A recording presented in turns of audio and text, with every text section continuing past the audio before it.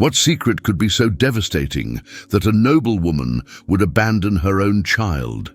For 20 years, Lady Isolde of Thornhill Castle has lived behind a mask of quiet dignity, her heart frozen by the weight of the choice she made on that fateful night. But when a mysterious white petal appears on the very step where she once surrendered her greatest treasure, her carefully constructed world begins to crumble.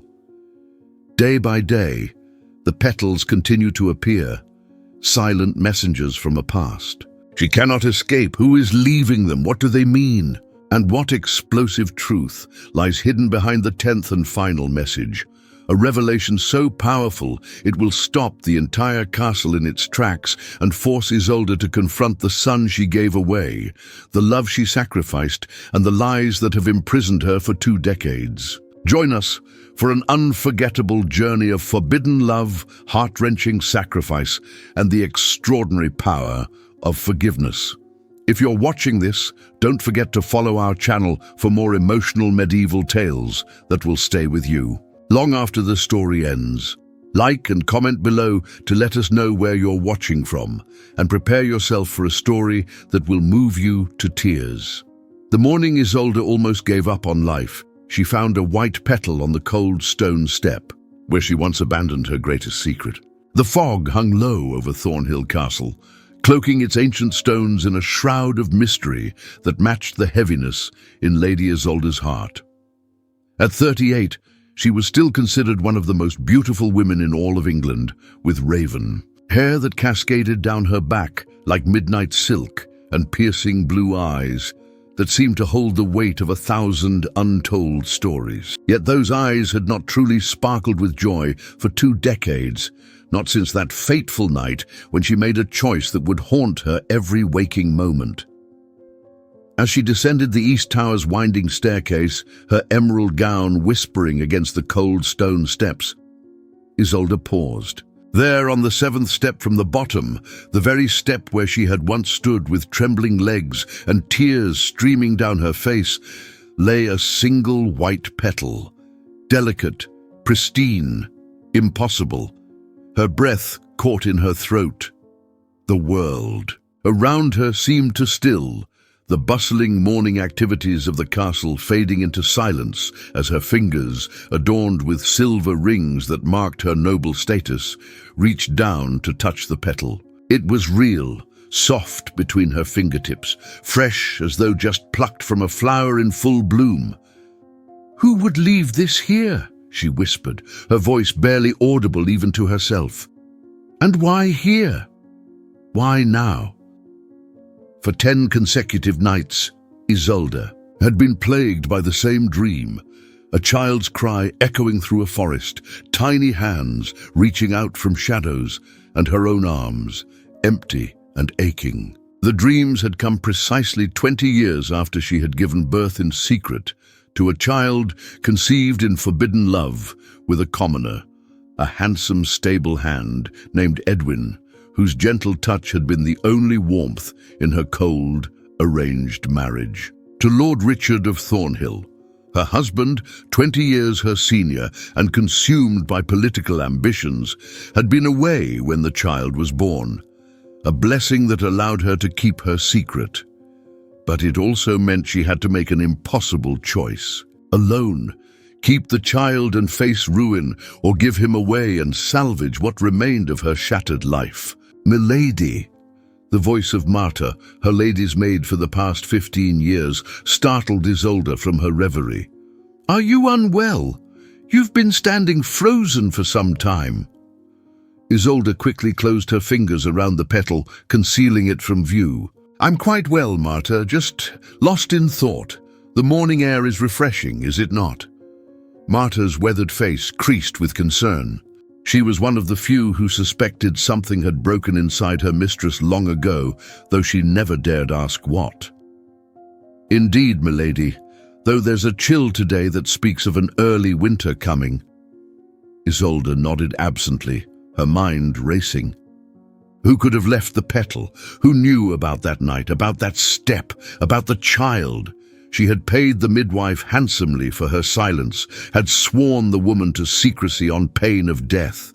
In 20 years, not a word had leaked, not a whisper had reached her husband's ears. As she moved through the castle corridors toward the great hall where breakfast would be served, Isolde clutched the petal in her palm, feeling its softness like an accusation against her skin. Each face she passed, servants, guards, noble visitors, suddenly seemed suspicious. Was it one of them? Did someone know her secret? Was this the beginning of her downfall? Lord Richard sat at the head of the table, his once handsome face now lined with age and hardened by years of political maneuvering. At 60, he was still a formidable presence, feared by many and loved by few, including his wife. "You look pale, Isolde," he remarked, without genuine concern as she took her seat beside him. "I trust you're not falling ill. The Earl of Westmoreland arrives today, and I need you to appear the perfect hostess." "I am perfectly well, my lord," she replied, her voice calm despite the storm raging within. "A slight headache, nothing more." As the servants brought forth platters of bread, cheese, and honeyed fruits, Isolde could scarcely bring herself to eat. The petal now lay hidden in a small pouch at her waist, but its presence weighed on her more heavily than any physical burden. After breakfast, she found herself drawn back to the East Tower, to that seventh step. Part of her expected, perhaps even hoped, to find another petal, another sign. But there was nothing, just cold stone, worn smooth by countless footsteps over centuries. As she stood there, uncertain, a figure appeared at the bottom of the staircase, Sir Cedric, the captain of her husband's guard. At 40, he stood tall and proud, his broad shoulders carrying the weight of his chainmail with ease. His chestnut hair was streaked with the first signs of silver, and a neatly trimmed beard framed a face that many women in the castle secretly admired. "Lady Isolde," he bowed respectfully. "Forgive the intrusion. I was making my rounds." Something in his eyes, a warmth perhaps, or understanding, made Isolde wonder fleetingly if he could see right through her carefully constructed facade. Cedric had always treated her with a respect that went beyond mere duty, and there were moments when she caught him looking at her with an expression she dared not interpret. "Sir Cedric," she acknowledged with a slight nod, "there is nothing to forgive. The castle is your domain to protect." "Is there something troubling you, milady?" he asked, his voice lowered. "You seem distressed." For a heartbeat, Isolde considered confiding in him. The weight of her 20-year secret pressed down upon her chest until she could scarcely breathe. But decades of caution could not be undone in a moment of weakness. "The changing of seasons always affects my spirits, Sir Cedric," she replied with a practiced smile. "Nothing more." He nodded, clearly unconvinced but too respectful to press further. "If there is ever anything you need, Lady Isolde, anything at all, you have but to ask." As he continued on his rounds, Isolde found herself watching him go, wondering what it might be like to unburden her soul to someone after all these years. But such thoughts were dangerous, perhaps even more dangerous than the mysterious petal itself. The day passed in a blur of duties, overseeing the preparations for the Earl's arrival, inspecting the guest chambers, selecting appropriate wines from the cellar. Yet through it all, Isolde's mind remained fixed on the petal and what it might mean. As twilight descended upon the castle, she slipped away from the evening meal, claiming fatigue, and returned to her chambers. There, alone at last, she removed the petal from its hiding place and laid it upon her dressing table, studying it in the flickering candlelight. It was from a white rose, that much she could determine. White roses had been in bloom the night she gave away her son. She had plucked one from the garden on her way to meet the midwife at the forest's edge, tucking it into the blanket that wrapped her newborn child as a token, a silent message of love and regret. Could it be? After all these years? The thought made her heart race with both hope and terror. A soft knock at her door startled her from her thoughts. Quickly, she swept the Petal into a drawer and called, "Enter." It was Marta bringing a cup of warm spiced wine. "To help you sleep, milady. You've seemed troubled today." "Thank you, Marta." Isolde accepted the cup gratefully. The maid turned to leave, then hesitated. "Forgive me for speaking out of turn, milady, but—" Marta's voice dropped to a whisper. "There's talk in the village of a stranger. A beggar man who arrived a fortnight ago. They say he watches the castle for hours each day, though he speaks to no one." Isolde's hand trembled slightly, causing ripples in the dark surface of the wine. "A beggar? What interest would I have in such gossip, Marta?" "None, perhaps, but—" Marta's eyes held a knowing look that sent a chill down Isolde's spine. "They say he has the look of nobility about him, despite his ragged clothes, and his eyes. They say his eyes are the same shade of blue as yours, milady." The cup nearly slipped from Isolde's grasp. "That's enough, Marta. I have no interest in village superstitions and idle gossip." Marta curtsied, her face unreadable. "As you wish, milady.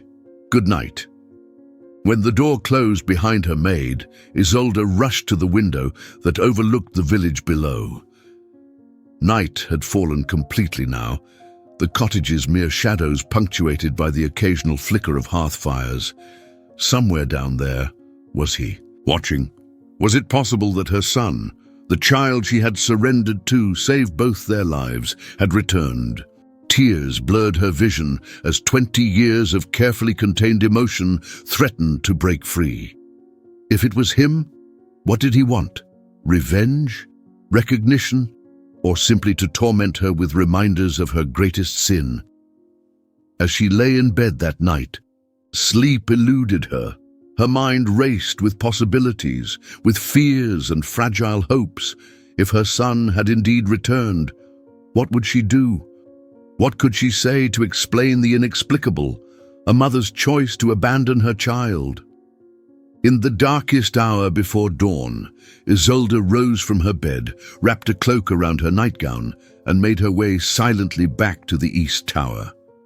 She would wait there, hidden in shadows, and see who came to leave a Petal, if indeed another would appear. Hours passed. The first pale light of dawn crept through the narrow windows of the stairwell. Her limbs ached from remaining motionless for so long, and her eyelids grew heavy with exhaustion. Perhaps she had been mistaken. Perhaps the Petal had been nothing more than a coincidence, a cruel trick of fate. And then she heard it, the softest of footfalls on stone. A hooded figure appeared at the bottom of the staircase, moving with quiet purpose. In the dim light, she could make out little more than a tall silhouette, the face hidden beneath the shadow of a hood. The figure paused at the 7th step, knelt down, and with a gesture of almost ceremonial reverence, placed something upon the stone. Not a petal this time, but what appeared to be a small scroll of parchment, tied with a thread. Isolde's heart pounded so loudly she feared it would give away her presence. The hooded figure remained still for a moment, head bowed as though in prayer, before rising and retreating as silently as they had come. She waited until the footsteps had faded completely before emerging from her hiding place. With trembling fingers, she picked up the tiny scroll and carefully untied the thread. Inside was not a message as she had expected, but a second white petal, and wrapped within it a single strand of dark hair tied in a perfect knot. A sob escaped her lips before she could stifle it, echoing in the empty stairwell like the cry of a wounded animal. She knew, without a shadow of doubt, that the hair was her own, a lock she had cut and placed in her son's tiny hand as a final gift before surrendering him to the midwife 20 years ago. The message was clear. He knew who she was. He had returned, and he was watching. As the first rays of sunlight streamed through the windows, illuminating the stone steps in golden light, Isolde clutched the petal and hair to her chest, tears streaming down her face. After 20 years of silence, her past had finally caught up with her, and nothing would ever be the same again. The castle awoke to chaos that morning. Lady Isolde, normally the epitome of composure, had summoned the captain of the guard before the sun had fully risen above the horizon. Sir Cedric found her pacing the great hall, her usually immaculate appearance betrayed by dark circles beneath her eyes and hair hastily arranged beneath a simple veil. "Lady Isolde," he bowed, concern evident in his voice.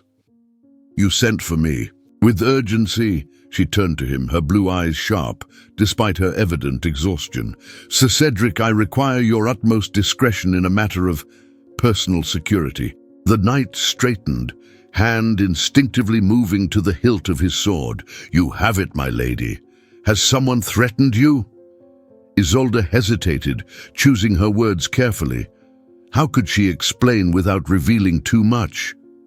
"I believe someone may be entering the castle grounds without permission, specifically the East Tower staircase." Cedric's brow furrowed.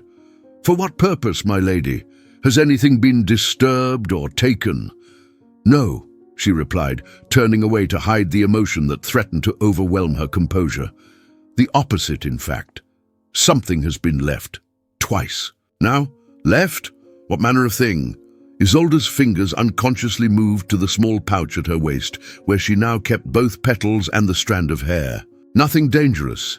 Merely a message of sorts. I wish to know who is leaving it." Sir Cedric studied her with an intensity that made her wonder, not for the first time, how much he could read in her face. "I shall post guards at every entrance to the East Tower, both day and night. No one shall pass unnoticed." "Thank you," she nodded, relief washing over her. "But ensure they remain discreet. I do not wish to alarm Lord Richard or our guests unnecessarily." As Cedric departed to arrange the guards, Isolde returned to her chambers, her mind racing. Would the mysterious visitor be deterred by the presence of guards, or would they find another way to deliver their message? Part of her hoped for the latter, even as another part dreaded what might come next. The day passed with excruciating slowness. The Earl of Westmoreland arrived with his entourage, and Isolde was forced to play the perfect hostess, smiling and conversing, while her thoughts remained fixed on the East Tower and what might await her there. Lord Richard watched her with increasing suspicion as she repeatedly lost the thread of conversation or glanced toward the windows that faced the village below. "My wife appears distracted today," he remarked coldly during the welcoming feast. "Perhaps the responsibilities of hosting have become too burdensome for her delicate constitution." The Earl, a portly man with kind eyes that contrasted with his fearsome reputation in battle, smiled indulgently. "On the contrary, Lord Richard, Lady Isolde's graciousness has made Thornhill feel more welcoming than any castle I've visited this year." Isolde offered the Earl a grateful smile, even as she felt her husband's displeasure radiating beside her. Richard had never struck her. He was too concerned with appearances for such obvious brutality, but his quiet anger could be equally devastating. As twilight descended, Isolde excused herself from the gathering in the great hall, claiming a headache. Instead of returning to her chambers, however, she made her way to the East Tower, where two guards now stood at attention at the bottom of the staircase.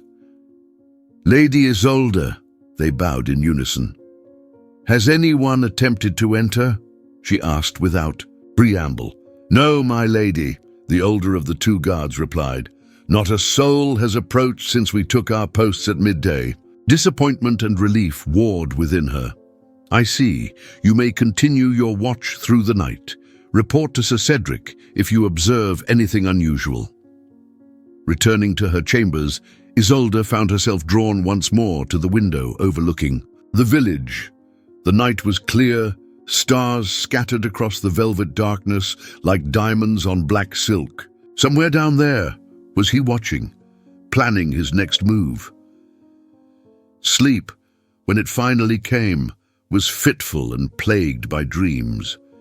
She saw herself as a young woman, cradling her newborn son, his tiny face perfect and trusting. In the dream, she did not give him away, but instead stood before her husband, defiant and unafraid, declaring the child as her own, regardless of the consequences. She woke with tears streaming down her face, the phantom weight of an infant still heavy in her arms. The next morning, Isolde rose before dawn, and dressed without waking Marta, she made her way quietly to the East Tower, nodding to the guards who looked surprised to see her at such an early hour. "Has anyone approached?" she asked, already, knowing the answer from their alert postures. "No, my lady," the younger guard replied. The night passed without incident. Isolde nodded, a mixture of disappointment and frustration washing over her. "You may return to your regular duties. I wish to ascend the tower alone." The guards exchanged uncertain glances. "Sir Cedric instructed us to remain until relieved by the day watch, my lady." "And I am instructing you otherwise," she replied, an edge to her voice that brooked no argument. "You may inform Sir Cedric that I relieved you of your post at my discretion." Reluctantly, the guards bowed and departed, leaving Isolde alone at the bottom of the staircase. She waited, listening to their retreating footsteps before slowly beginning to climb. Each step felt heavier than the last, her heart racing with anticipation and dread. When she reached the 7th step, she gasped. Despite the guards, despite the impossibility of anyone slipping past them unnoticed, there it was, a third white petal, laid precisely where the others had been. Kneeling, she picked it up with trembling fingers.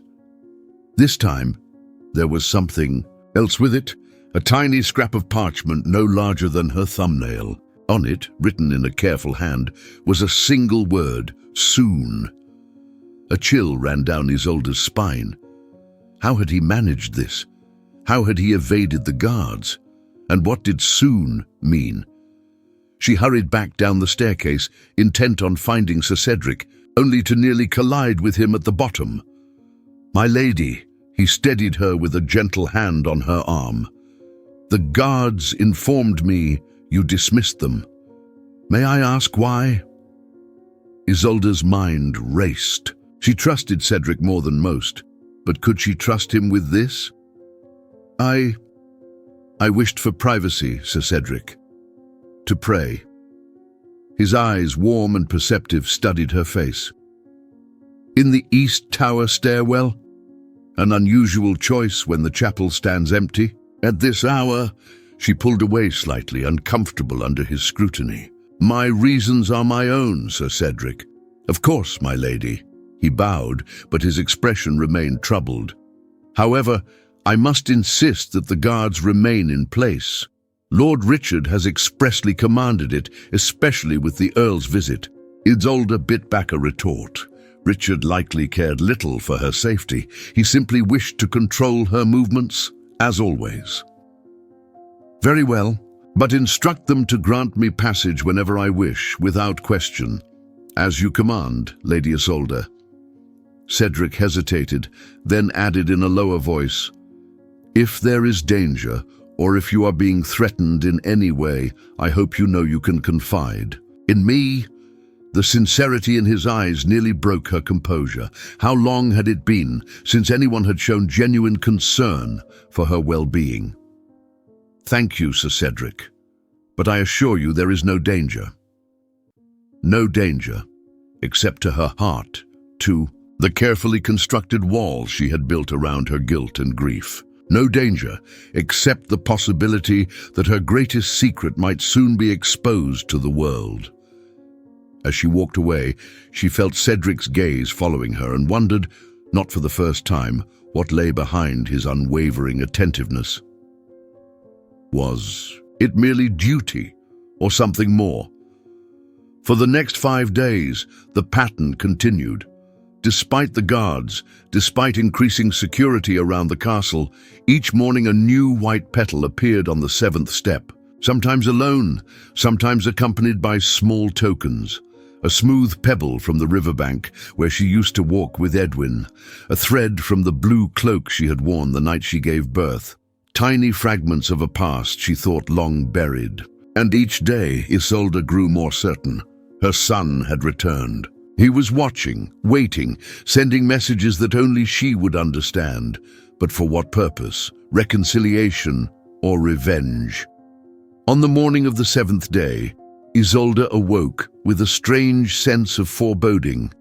The castle was unusually quiet, the normal bustle of servants and guards muted as though holding its breath in anticipation. When she reached the east tower, the guards were missing from their post. Alarmed, she hurried up the staircase, her heart pounding in her chest. On the seventh step lay not a petal, but a complete white rose, and beside it a small silver key that she recognized with a shock of recognition. It was the key to the small door at the back of the castle gardens, a door that led directly to the forest path she had taken 20 years ago, her newborn son hidden beneath her cloak. "I see you found my gift," a voice spoke from the shadows, above her. Isolde whirled around, her hand flying to her throat. A figure stood on the landing above, a man, tall and lean, his face obscured by the hood of a simple brown cloak. Even in the dim light, she could see that his clothes were those of a beggar, worn and patched in many places. "Who are you?" she whispered, though in her heart she already knew the answer. The man reached up slowly and pushed back his hood, revealing a face that made Isolde's knees weaken. He had Edwin's strong jaw and straight nose, but the eyes were unmistakably her own, a piercing blue that seemed to look directly into her soul. "You know who I am," he replied, his voice neither accusing nor warm, but measured, controlled. "The question, Lady Isolde, is whether you are ready to acknowledge it." Time seemed to stand still in the narrow stairwell of the East Tower. Isolde gripped the cold stone wall for support, her legs threatening to give way beneath her as she stared into those familiar blue eyes, her own eyes looking back at her from the face of a stranger who was also, impossibly, her son. "How?" The word came out as barely more than a whisper. "How did you find me?" The man descended one step, then another, moving with a grace that belied his ragged appearance. "I've always known who you were, Lady Isolde of Thornhill Castle. The question that haunted me was why you chose to abandon your own flesh and blood." Each word struck her like a physical blow. She had imagined this moment countless times over the years, had rehearsed explanations and apologies in the darkness of sleepless nights. Yet now, faced with the reality of her grown son, all words failed her. "The guards," she managed at last. "How did you evade them?" A slight smile played at the corner of his mouth, Edwin's smile, she realized with a pang. There are many ways into a castle for those who study it long enough. Secret passages, forgotten doorways, servants who can be persuaded to look the way. He was now just 3 steps above her, close enough that she could see the fine lines around his eyes, the roughness of his hands, working hands, hardened by a life she had condemned him to when she placed him in another woman's arms. "What is your name?" she asked, suddenly desperate to know this most basic fact about her own child.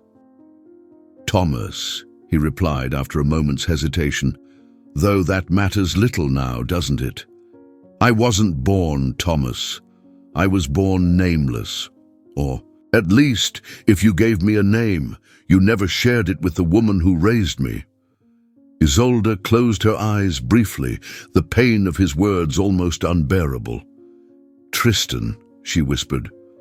"I named you Tristan, after my grandfather. I whispered it to you while you slept in my arms those first few hours, before you gave me away like an unwanted burden." His voice hardened, the warmth of a moment ago vanishing like morning mist. Before you chose your comfortable life over your own child. No! The denial burst from her with unexpected force. You don't understand. I had no choice. Your father was a commoner, and I was already married to Lord Richard. If he had discovered your existence, he would have killed you, and likely me as well. I gave you up to save your life. Thomas Tristan regarded her with an expression that mingled disbelief and long-harbored resentment. A convenient explanation, my lady. One that allows you to sleep at night in your silken sheets, while I grew up wondering why my own mother couldn't bear the sight of me. The injustice of his accusations stung, yet Isolde could not blame him for his bitterness. What must it have been like growing up with the knowledge that he had been abandoned? What stories had he been told? What wounds had festered over 20 years of absence? You wear something around your neck, she said suddenly, noticing a thin leather cord disappearing beneath his threadbare tunic. May I see it? Suspicion flashed across his features, but after a moment's consideration, he reached beneath his collar and withdrew a small silver pendant, a cross with intricate Celtic knotwork etched into its surface. Isolde's breath caught. The necklace, she whispered, reaching out instinctively before pulling her hand back. I placed it around your neck before giving you to the midwife, a symbol of your lineage, so that you would always know you came from noble blood, even if you could never claim it publicly. Something shifted in Thomas's expression, a softening perhaps, or merely surprise that she remembered. The midwife told me it was from you. She said little else, only that my mother was a noblewoman who had no choice but to give me up. I believed her for a time. Children are eager to forgive, to find reasons to love even those who abandon them. His fingers closed around the pendant protectively. I stopped believing her when I was 12. That's when I decided I would find you myself someday, to hear the truth from your own lips. A memory surfaced in Isolde's mind, sharp, painful, yet precious in its clarity. She had been sitting by her chamber window, watching the rain lash against the glass, when the thought struck her that her son would be 12 that day, 12 years old, and she had missed every moment of his life. She had wept until dawn, silent tears that no one witnessed, mourning for all she had lost. The midwife, Isolde said suddenly. Mistress Agnes, is she still alive? Thomas nodded slowly. She raised me as her grandson, told the village my mother, her daughter, had died in childbirth. She lives still, though her eyes have failed. Her these past 5 years. She's the one who finally told me the full truth of my birth when I turned 35. Isolde took a step upward, closing the distance between them slightly. I must speak with her. There are things she knows, things I entrusted to her alone. Why should I allow you near her? Thomas's voice was cold again, defensive. Haven't you caused enough pain in both our lives? Because she holds answers that even you don't have, Isolde replied, meeting his gaze steadily. Because I paid her, not just to take you away, but to give you something when the time was right, something that explains everything. Curiosity warred with suspicion on Thomas's face. What manner of thing? A letter, Isolde said softly, written the night you were born, sealed with my blood and tears. I instructed her to give it to you on your 20th birthday, or upon her death, whichever came first. A frown creased her brow. Did she not give it to you? Thomas stared at her, his expression unreadable. There was never any letter.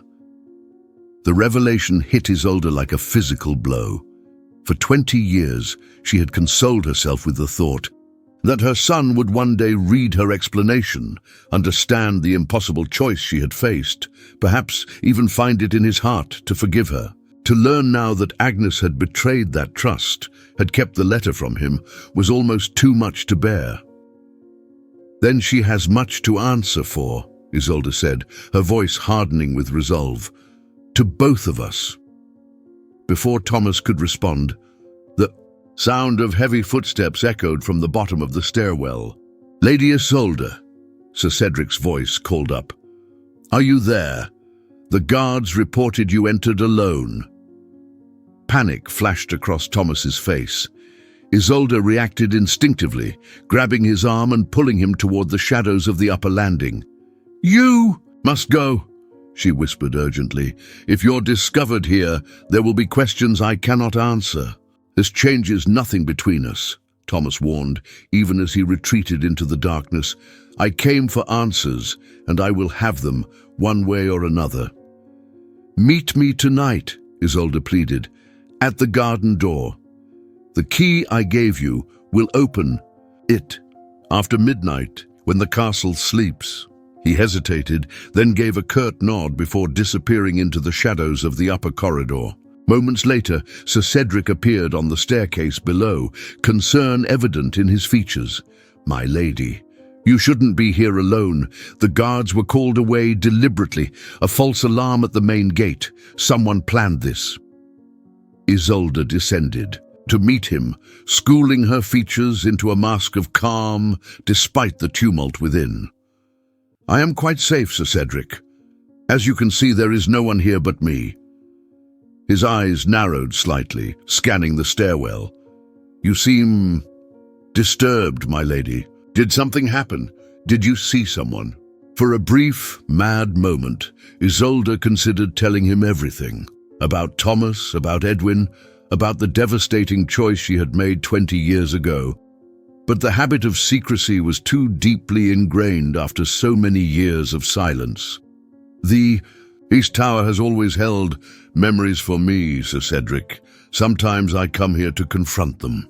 Something in his expression suggested he knew she wasn't telling the whole truth, but he was too respectful, or perhaps too cautious, to press further. Lord Richard has been asking for you. The Earl wishes to go hawking this afternoon, and your husband expects you to join the ladies of the court in the solar. Isolde nodded, grateful for the change of subject. Of course, I shall join them directly. As they descended the staircase together, Cedric paused at the 7th step, bending to pick something up. A white rose, he observed, holding it carefully to avoid the thorns, and a key. His eyes met hers, questioning without words. Isolde's heart raced. How could she have forgotten the rose and key in her shock at seeing Thomas? The rose must have fallen from my hair, she lied smoothly, and the key, it's an old one. To a chest in my chambers that I no longer use. I must have dropped it. Cedric handed both items to her, his fingers brushing hers in a way that seemed almost deliberate. You should be more careful, my lady. Some things once lost are not easily recovered.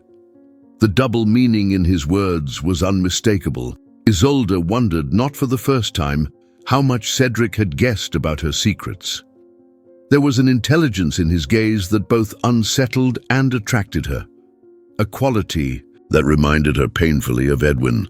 Thank you for your concern, Sir Cedric, she replied, careful to keep her voice neutral. I shall bear it in mind.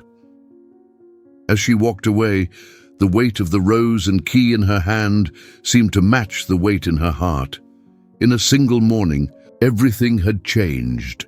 Her son had returned, not with open arms, but with questions and accusations that threatened to unravel the careful fabric of lies she had woven around herself for protection. And tonight, she would meet him again. Tonight, she would begin the impossible task of rebuilding what 20 years of absence had destroyed. Tonight, perhaps, she would finally confront the full measure of what her choice had cost. Not just her son, but herself as well.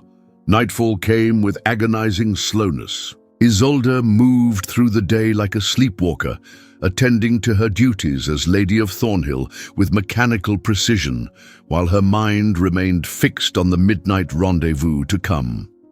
The hawking expedition with the Earl proved especially torturous. Hours, spent in the saddle beside chattering noblewomen, forcing smiles and conversation while inwardly counting the moments until she could return to the castle. Sir Cedric rode nearby throughout the excursion, his gaze frequently finding hers across the hunting party. There was something different in the way he watched her today, a heightened awareness, an unspoken question that lingered in the air. Between them, several times, he maneuvered his mount alongside hers, offering quiet observations about the landscape or the flight of the hawks that required no response, yet provided a shield against the more demanding conversation of the other. "Ladies, you seem preoccupied today, Lady Isolde," he remarked during one such moment, his voice pitched low enough that only she could hear. "Are your ghosts from the East Tower still troubling you?" Isolde tightened her grip on the reins, startled by his perceptiveness. "We all have ghosts, Sir Cedric. Some are simply more persistent than others." "Indeed." He studied her profile, his expression thoughtful. "Though in my experience, ghosts rarely leave white roses as tokens of their visitation." Her heart stuttered in her chest. "What are you implying, Sir Cedric?" "Nothing, my lady, merely an observation." His eyes, warm amber in the afternoon sunlight, held hers for a moment longer than propriety dictated. "Should you ever need assistance with your ghosts, I hope you know you may call upon me." Before she could formulate a response, he had nudged his horse forward to assist one of the younger ladies whose hawk had become entangled in a nearby tree. Isolde watched him, wondering at the strange mixture of fear and relief his words had stirred within her. Was he offering himself as an ally, or warning her that he suspected her secrets? The hunting party returned to the castle as twilight descended, the successful hunt ensuring a lavish feast that evening. Isolde pleaded a headache and retired to her chambers early, ignoring her husband's disapproving glare. She needed time to prepare, to gather her thoughts before meeting Thomas. Alone in her chamber, she opened the small cedarwood chest that contained her most private possessions. From its depths, she withdrew a leather pouch containing a few modest pieces of jewelry, items of sentimental rather than monetary value. Among them was a simple silver chain bearing a pendant identical to the one Thomas wore. "Its twin," she whispered, running her finger over the intricate Celtic knotwork of the cross. She had commissioned the matching pieces in secret during her pregnancy, selling one of her own jewels to pay the silversmith without arousing suspicion. One for the child, one for herself. A tangible connection across whatever distance might separate them. She had never dared wear it, of course. Richard would have demanded to know its origin, and she had no plausible explanation that wouldn't raise his suspicions. Instead, she had kept it hidden, taking it out only in her most private moments of remembrance and regret. Tonight, however, she slipped the chain around her neck, tucking the pendant beneath her gown where it rested cool against her skin. A silent statement of truth, a physical embodiment of what she could never publicly acknowledge. "I am his mother."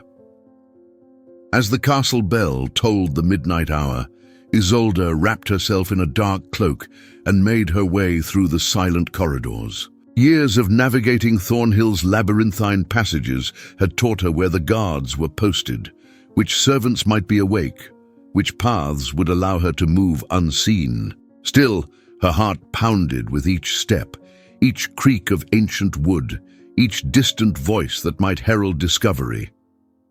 The garden door was small and unassuming, half hidden behind a trellis of climbing roses that in summer would conceal it almost entirely. In winter's bareness, it stood exposed, a vulnerability that made Isolde quicken her steps, acutely aware of how visible she might be from certain windows of the castle. She reached for the iron handle, then hesitated. What if Thomas had not come? What if this was a trap, a way to expose her publicly? Or worse, what if he had come with violence in his heart, seeking retribution rather than reconciliation? "You fear your own son?" The question came unbidden, a whisper of shame in her mind. Whatever his intentions, she owed him this meeting, owed him far more than she could ever repay. With a deep breath, she pushed against the door. It opened, silently, recently oiled hinges, betraying Thomas's preparation. Beyond lay the narrow path that led toward the forest edge, shrouded in darkness, save for the pale illumination of a quarter moon. And there, leaning against the gnarled trunk of an ancient oak, stood Thomas. He had discarded his beggar's rags for simple but clean attire, a woodsman's garb of sturdy leather and wool. His dark hair was tied back, revealing the strong lines of a face that bore the unmistakable stamp of nobility despite his common upbringing. "You came," he said, straightening as she approached. "I confess, I half expected you to send guards instead." "And I half expected you not to come at all," she countered, stopping several paces away, close enough for conversation, far enough to maintain a buffer between them. "Or to bring witnesses to my shame." A flicker of something, surprise perhaps or grudging respect, crossed his features. "I came alone, as promised. This reckoning is between us only." Reckoning. The word hung in the cold night air. Between them. "Is that what you seek, Thomas? Vengeance for the wrong I did you?" He was silent for a long moment, his expression unreadable in the shadowed moonlight. "When I first learned the full truth of my birth, vengeance was indeed my purpose. I fantasized about confronting you publicly, forcing you to acknowledge me before your husband and his noble friends, watching your carefully constructed life crumble as mine once did." Isolde flinched, but did not look away. She deserved his anger, his bitterness. "And now, he sighed, running a hand through his hair in a gesture so reminiscent of Edwin that it made her heart ache. "Now I find myself less certain. The petals, the tokens, they were meant to torment you, to make you feel hunted as I once felt abandoned. But seeing you in the flesh, hearing your voice," he shook his head, "you are both exactly as I imagined and nothing like I expected."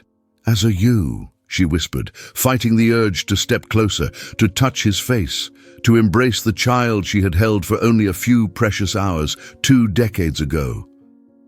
"When I placed you in Agnes's arms, you were so small, so perfect.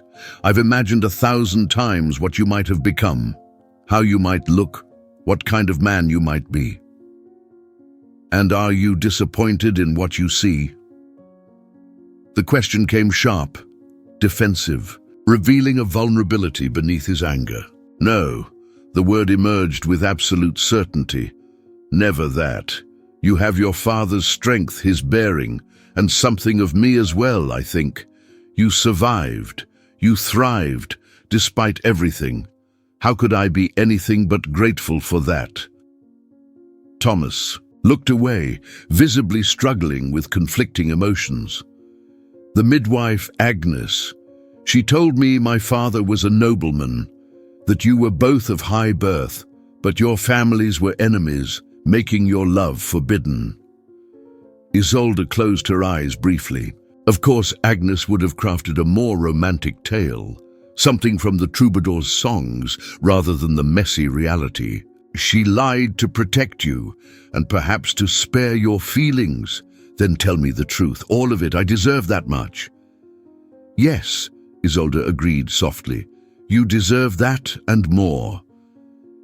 She took a deep breath, gathering courage for words she had never spoken aloud. "Your father was Edwin of Brookfield, master of the stables at Thornhill, a commoner, yes, but a man of uncommon dignity and kindness. I had been married to Lord Richard for 3 years when Edwin came to Thornhill, a loveless arrangement made to unite our family's lands. Richard was often away, fighting in the king's wars or attending court, leaving me alone in a castle full of strangers." The memories flooded back as she spoke. Edwin's gentle smile, the quiet conversations as he taught her to ride properly, the gradual transformation of respect into friendship, and friendship into something deeper, more dangerous.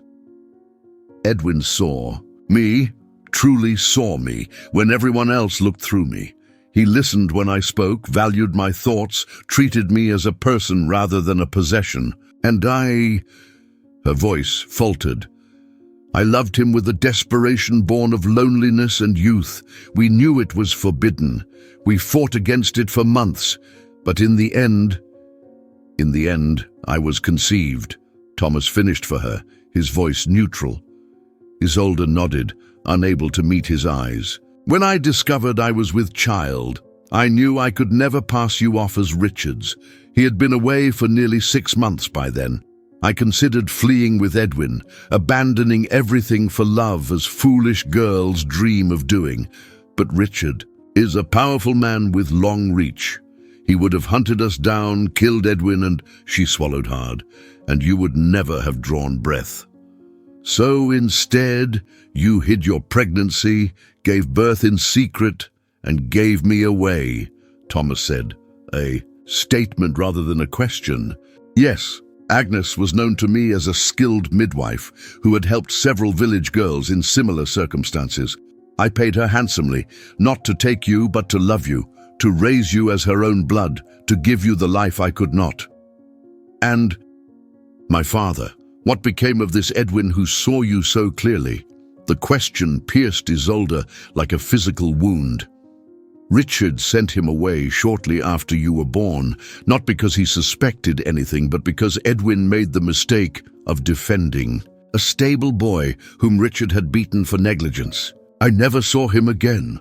I heard rumors years later that he had died in the Northern Wars, but I could never confirm them.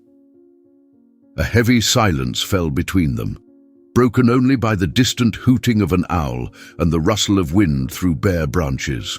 Thomas's face was a study in contained emotion, anger, grief, confusion, all warring beneath the surface. I wear your necklace, he said finally, pulling the silver cross from beneath his tunic.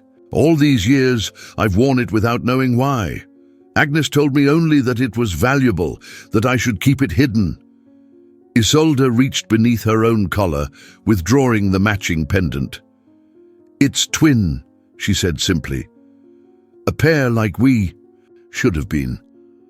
Thomas stared at the matching crosses, and for the first time, something other than anger or suspicion flickered in his eyes, a recognition of connection, of blood that could not be denied.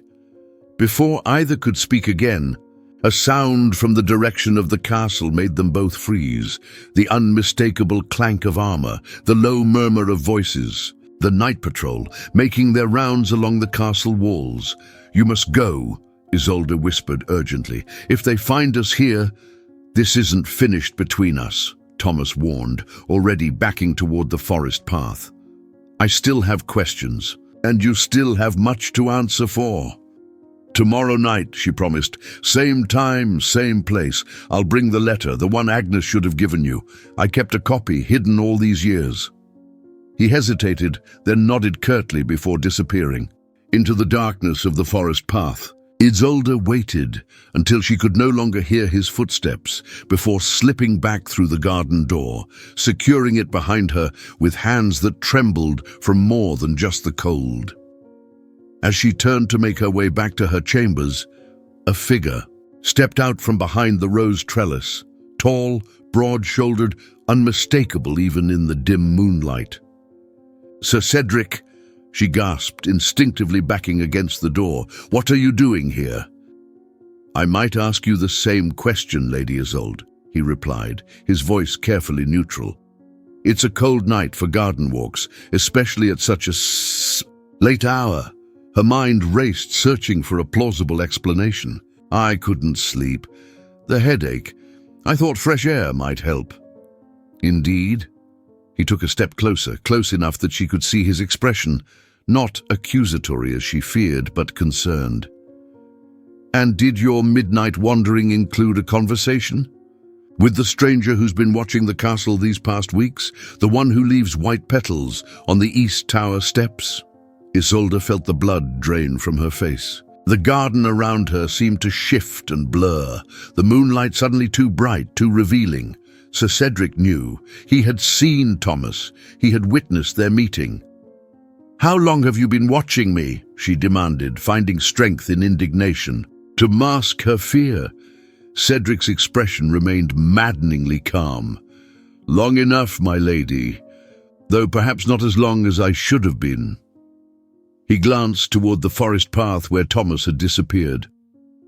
"That man poses a threat to you, to this household. You should have come to me." "He poses no threat," Isolde insisted, her hand unconsciously rising to touch the pendant hidden beneath her gown. "Our business is personal, private." "Private enough to risk meeting a stranger alone at midnight?" Cedric's voice hardened slightly. "Private enough to endanger yourself and potentially the entire castle. We are in uncertain times, Lady Isolde. The border skirmishes grow more frequent. Spies and enemies abound." A bitter laugh escaped her before she could contain it. "Do you imagine him a spy, Sir Cedric? A border raider? I assure you, his interest in Thornhill is far more specific." Cedric studied her face in the moonlight, his eyes searching for answers she wasn't prepared to give. After a long moment, he sighed. "I have served this household, served you, for 15 years, Lady Isolde. In all that time, I have never seen fear in your eyes like I have these past days. Whatever burden you carry, whatever secret this stranger holds over you, you need not face it alone." The unexpected gentleness in his voice nearly undid her. How long had it been since anyone had offered her genuine support, understanding without judgment? Not since Edwin, not in 20 years.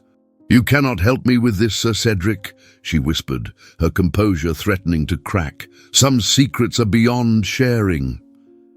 "Try me." He took another step closer, close enough now that she could see the fine lines at the corners of his eyes, the silver threading through his chestnut hair. "I am not merely your husband's man, Lady Isolde, though duty demands I appear so. My loyalty has always been more complicated." The implication in his words sent a shiver through her that had nothing to do with the night's chill. Had he always looked at her this way, with this quiet intensity? Had she been too wrapped in her own grief and guilt to notice? "The man you saw," she began, then faltered. Could she trust Cedric with a truth that could destroy her? Yet if he reported tonight's meeting to Richard, she was already ruined. "He is connected to my past, to a time before you came to Thornhill." Cedric nodded, encouraging her to continue. "I must speak with someone tomorrow," she said instead, making a sudden decision. "The midwife Agnes in the village. She holds answers I need." "The blind woman? The one they call a healer?" Cedric frowned. What business could you possibly have with her? "Will you report me to my husband?" Isolde countered, ignoring his question. "Will you tell him of tonight's meeting?" Something flashed in Cedric's eyes, hurt, perhaps, that she would doubt him. "I have kept many things from Lord Richard over the years, my lady. Things that might have earned me his favor, but would have brought you pain. Why would I stop now?" Relief washed over her, followed quickly by curiosity. What had he kept from Richard? What had he protected her from without her knowledge? But those were questions for another time. "Then help me," she said, making her decision. "Tomorrow I must visit Agnes without being seen leaving the castle, and I would feel safer with you accompanying me." The surprise on his face was evident, quickly replaced by a solemn nod. "Of course, my lady. I will arrange it." "Thank you, Sir Cedric." She moved past him toward the castle, then paused, turning back. "And if you truly wish to help me, speak of tonight to no one, not even to me, until I am ready." He placed his hand over his heart in silent promise, a gesture so earnest it made her chest ache with emotions she dared not examine too closely. The next day passed in a blur of mundane activities that felt increasingly surreal to Isolde. How could she sit at embroidery with the other ladies, discussing trivial matters of fashion and gossip, when her entire world was shifting beneath her feet? How could she smile and nod at Lord Richard's pompous declarations at dinner, when by nightfall she might be exposed as an adulteress and liar? Sir Cedric found her in the late afternoon as she walked in the enclosed herb garden, one of the few places she could be relatively certain of privacy. "I've made the arrangements, my lady," he said without preamble. "There's to be a delivery of grain to the village at dusk. The cart will have space enough for a passenger if one sits among the sacks and keeps a cloak drawn close." Isolde's eyes widened. "You suggest I ride in a grain cart like a common—" She stopped herself, recognizing the irony. Was she not planning to visit the mother of her commoner's son? Had she not once loved a common's stable master? "Forgive me. Your solution is practical, if uncomfortable." A smile tugged at the corner of Cedric's mouth. "I'll ride alongside, as escort, of course. The driver is loyal to me and will ask no questions." "And my absence from the castle? Already addressed. I've informed your lady's maid that you wish to pray privately in the chapel until the evening meal, and that you've requested not to be disturbed. The chapel door will be locked, with strict instructions that none may enter." Isolde was impressed, despite herself. "You've thought of everything." "Not everything," he admitted, his expression sobering. "I still don't know what draws you to this midwife, or what connection she has to the stranger in the forest, but I trust you have your reasons." "I do," she replied softly, "and perhaps when we return, I will share them with you." The journey to the village in the grain cart was indeed uncomfortable, but Isolde barely noticed the discomfort, so consumed was she by thoughts of the confrontation to come. Agnes had raised her son, had kept her secret for 20 years, but had also, apparently, withheld the letter that might have eased Thomas's bitterness toward her. Why? What else had the midwife kept from both of them? The cart stopped at the edge of the village, where the neat rows of thatched cottages gave way to scattered dwellings set farther apart for privacy, or due to their inhabitants' questionable trades. Agnes's home was the last on the western edge, a small but well-maintained cottage with herbs hanging from the eaves and a neat vegetable garden now dormant for winter. Sir Cedric helped Isolde from the cart, his hand lingering on hers a moment longer than necessary. "I'll wait here," he said, nodding toward a large oak tree that would provide both cover and a clear view of the cottage. "Take as long as you need, but be aware that we must return before full dark if we're to avoid notice." Isolde nodded gratefully before approaching the cottage door. Her heart hammered against her ribs as she raised her hand to knock, then hesitated. What would she say? How would she begin? 20 years of silence lay between them.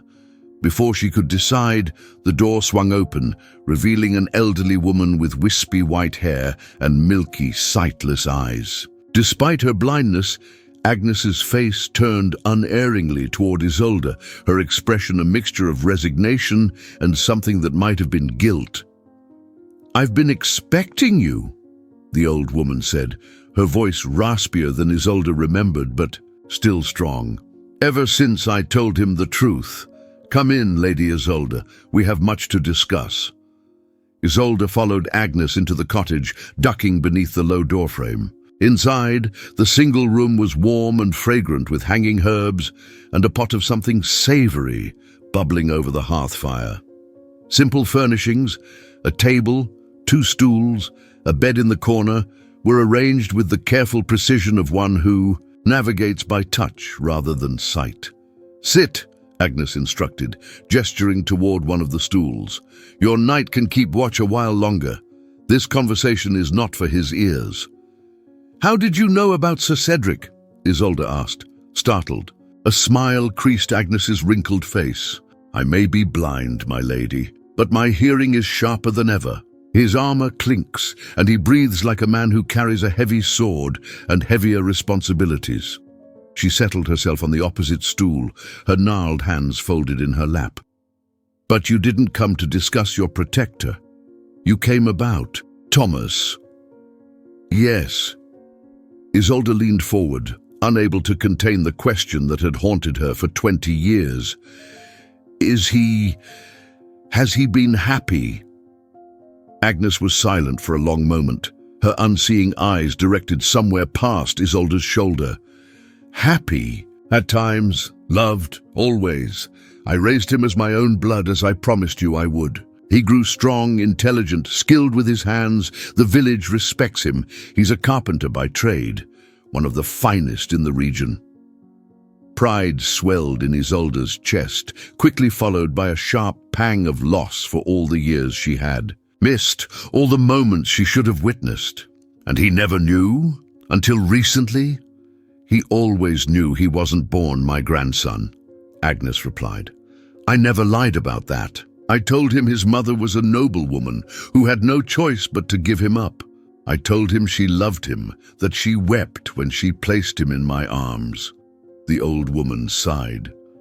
What I didn't tell him was your name, or his father's, or the circumstances of his birth, not until 5 years ago. Why then? Isolde asked. Why after 15 years of silence? Agnes's expression darkened.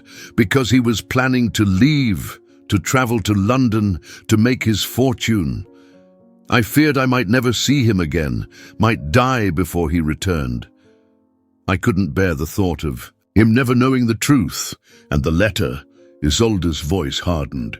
The letter I entrusted to you, to be given to him on his 20th birthday, the letter that explained everything. A flush crept up Agnes's weathered neck. I burned it, she admitted quietly. The night before his 20th birthday. You... what? Isolde rose from the stool, anger surging through her like a physical force. How dare you? That letter was meant for my son. It was the only thing I could give him, the only explanation I could offer for abandoning him. And it would have destroyed him, Agnes shot back, her blind eyes somehow finding Isolde's face with uncanny precision. You weren't there, my lady. You didn't see how he struggled with knowing he was unwanted, given away like an inconvenient burden. You didn't hear him cry at night, wondering why his real mother couldn't love him enough to keep him. But the letter explained that I did. Love him! That I gave him up to protect him, not because he was unwanted. Words on parchment, Agnes dismissed with a wave of her hand. Cold comfort to a young man who had built his entire identity around being abandoned. The letter would have reopened wounds that were finally beginning to heal. I made a choice to protect him from more pain. Isolde sank back onto the stool, her anger deflating into a hollow ache. It wasn't your choice to make, she whispered. He was my son. No, my lady, Agnes replied, her voice gentle but firm. He was mine. From the moment you placed him in my arms, he became mine to raise, mine to protect, even from you, if necessary. The truth of the old woman's words struck Isolde like a physical blow. She had given up not just her child, but her right to make decisions for him. Agnes had been his mother in all the ways that truly mattered. He hates me, Isolde said, her voice breaking. He believes I abandoned him for my own comfort, my own reputation. He's angry, Agnes corrected, angry and confused, but hate? No. If he truly hated you, he would have exposed you already, not played games with white petals and secret meetings. She leaned forward, her milky eyes surprisingly intense. He wants answers, Lady Isolde, but more than that, I think he wants to understand the woman who gave him life and then gave him up. Isolde took a shuddering breath. Tomorrow night, I'm meeting him again. I don't know what to say to him. How to bridge 20 years of absence. Start with the truth, Agnes advised. All of it, not just the parts that paint you in a favorable light. He deserves that much. The old woman hesitated, then added, and perhaps bring him this. She rose with the careful movements of the blind and made her way to a small chest in the corner. From it, she withdrew a folded piece of cloth that she handed to Isolde. Isolde unfolded it with trembling fingers. It was a baby's blanket, finely woven but faded with age and washing. In one corner, almost too faint to see now, was embroidered a small thorn bush, her personal emblem, the subtle mark she had placed on her son's only possession. "You kept it," she whispered, tears welling in her eyes. "All these years." "It was his most treasured possession as a child," Agnes said, softly. "He slept with it until he was nearly 10. Then adolescent pride made him put it away, but I've kept it safe. It might help him remember that he was never truly forgotten, never truly unloved." A knock at the door startled them both. "My lady," Sir Cedric's voice called, low but urgent. "The sun sets. We must return soon if we're to avoid discovery." Isolde carefully refolded the blanket and tucked it inside her cloak. "Thank you, Agnes, for everything, for raising him, for loving him, for keeping my secret all these years." The old woman reached out, her hand finding Isolde's face with surprising accuracy. Her fingers, gnarled with age but still strong, traced the contours of Isolde's cheek in a gesture that was almost maternal. "He has your strength, Lady Isolde, and more of your heart than either of you yet realizes. Don't give up on him, even if he pushes you away. Some wounds take a lifetime to heal, but heal they can, with patience and love." As Isolde stepped back into the cool evening air, Sir Cedric at her side, she felt simultaneously lighter and heavier than before. The truth was now fully in her hands, the beautiful, terrible truth that she alone could share with her son. Tomorrow, night would be a reckoning, but perhaps also a beginning. "Did you find what you were seeking?" Cedric asked, as he helped her back into the grain cart, his voice carefully neutral. Isolde met his gaze, seeing in his eyes a loyalty that went beyond duty, a concern that surpassed mere obligation. "Not yet," she replied honestly, "but I'm closer than I've been in 20 years. Dawn broke over Thornhill Castle with a strange, ethereal light. A thin mist clung to the ground, transforming the familiar landscape into something otherworldly. Isolde stood at her chamber window, watching as the first rays of sunlight pierced the fog, creating halos around the bare trees. In the orchard below, today marked the 10th day since the first white petal had appeared on the East Tower steps, 10 days that had upended her carefully ordered existence. The baby blanket Agnes had given her lay upon her bed, its faded fabric a tangible link to the child she had surrendered and the man he had become. She had spent much of the night holding it, breathing in its scent of herbs and wood smoke, imagining Thomas as an infant wrapped in its folds. Did he remember it? Would the sight of it soften his heart toward her? Or would it serve only as another reminder of all she had denied him? A soft knock at her door interrupted her reverie. "Enter!" she called, quickly folding the blanket and tucking it beneath her pillow. Marta appeared, her face drawn with worry. "Milady, there's talk below." "Stairs. The guards found something on the East Tower steps this morning. Lord Richard is displeased." Isolde's heart stuttered in her chest. "What manner of thing?" "I know not, milady, only that it's caused quite a stir. Lord Richard has summoned Sir Cedric and his senior guards to the Great Hall. There's talk of—" Marta lowered her voice to a whisper, "spies, or worse." Alarm coursed through Isolde. What had Thomas done? Their meeting was set for tonight. Why would he risk discovery by approaching the castle in daylight? "Help! Me dress!"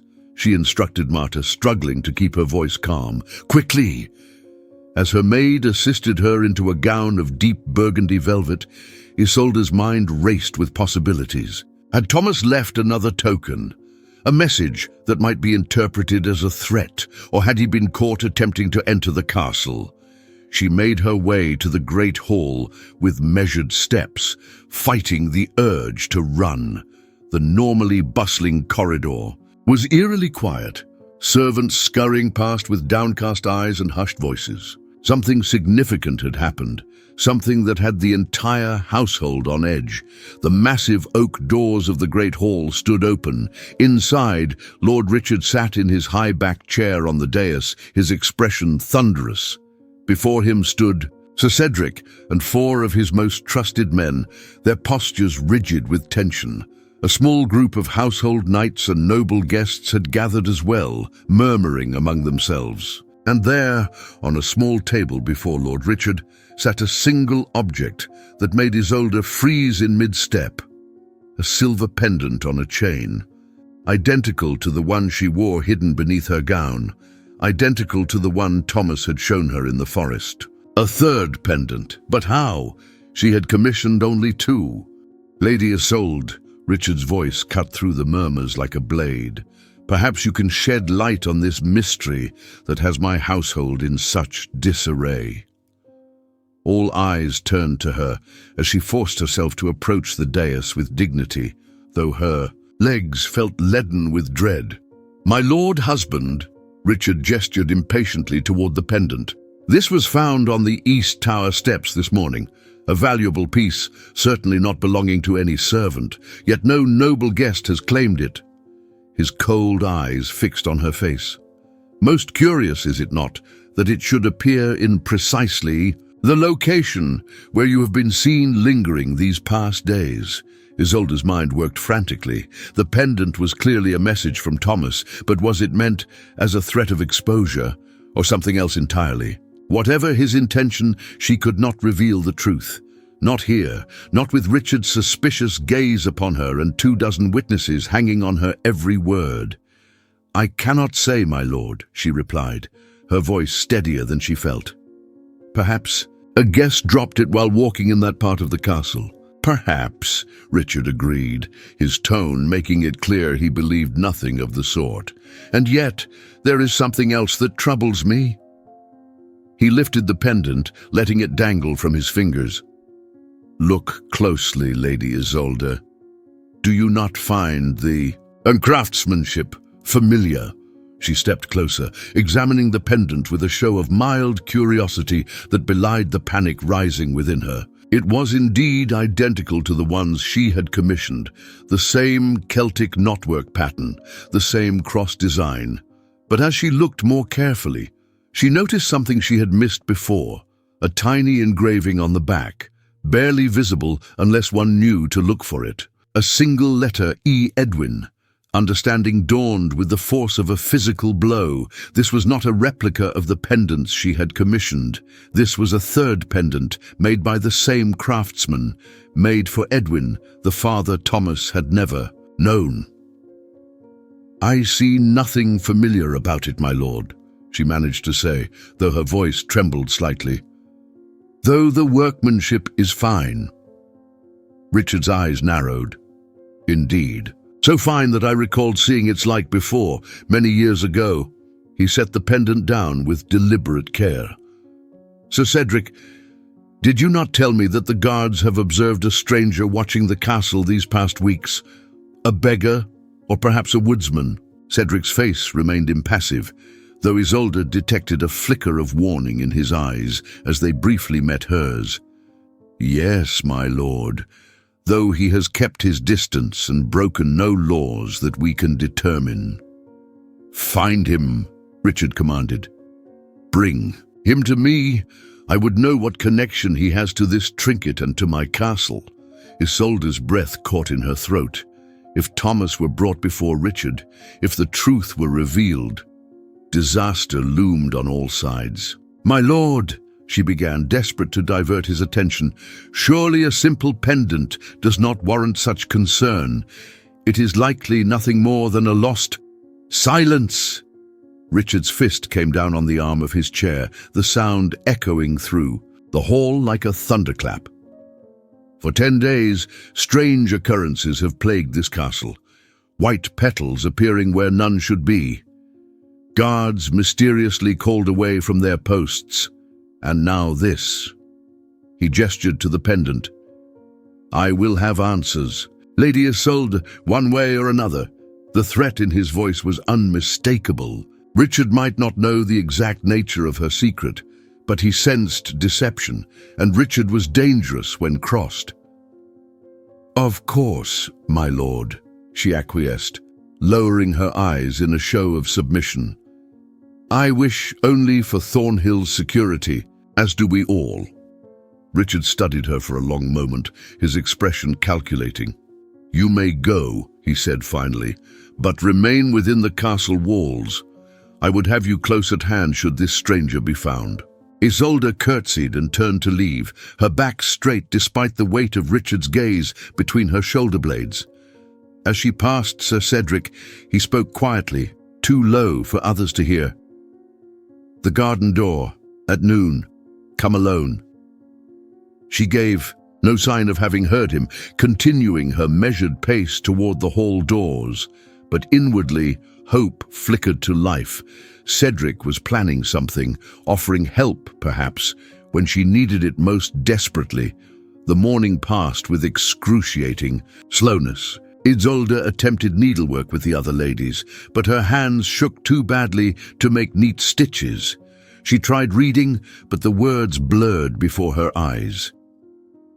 From her chamber window, she could see increased activity in the courtyard below, guards mounting up, messengers being dispatched. Richard was mobilizing his forces to find Thomas.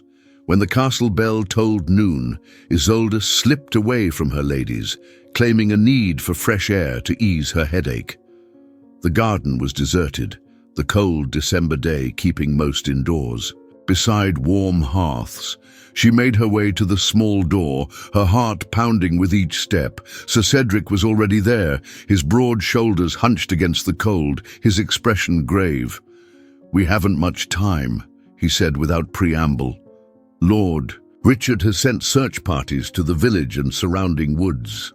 They seek a man matching the description of your visitor. Thomas, Isolde whispered, the name escaping before she could stop herself. Cedric's eyes widened slightly, but he pressed on. Whoever he is, he's in danger. Richard is not known for his gentle questioning methods. What can we do? Desperation edged her voice. I must warn him, but I cannot leave the castle without being seen.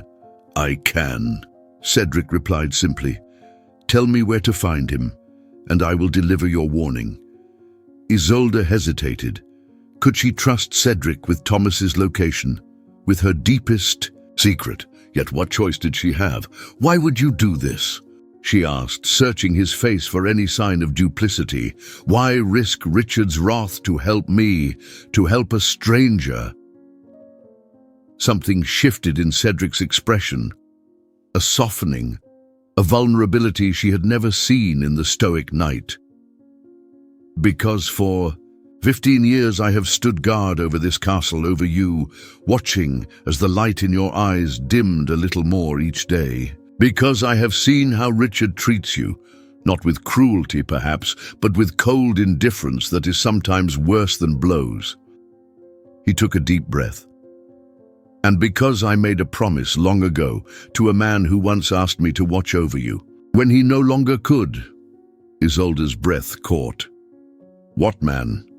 What promise? Edwin of Brookfield, Cedric said quietly. Before he left Thornhill, before Richard sent him away, he saved my life during a border raid.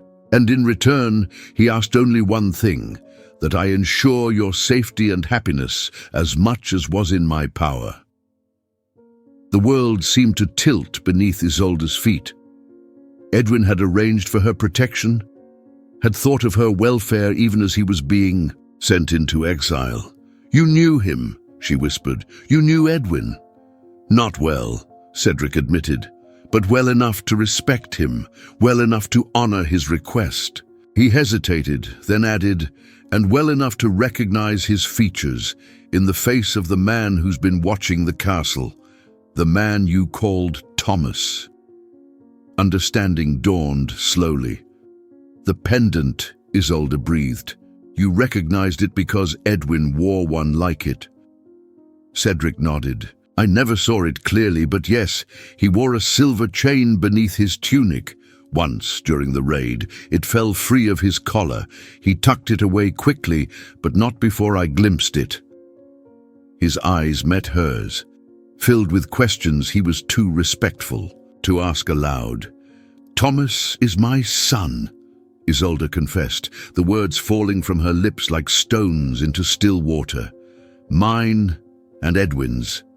Born in secret, given away to protect him from Richard's wrath. For 20 years, I thought him lost to me forever. And now he has returned, seeking answers, seeking me." She expected shock, perhaps even disgust at her admission of adultery.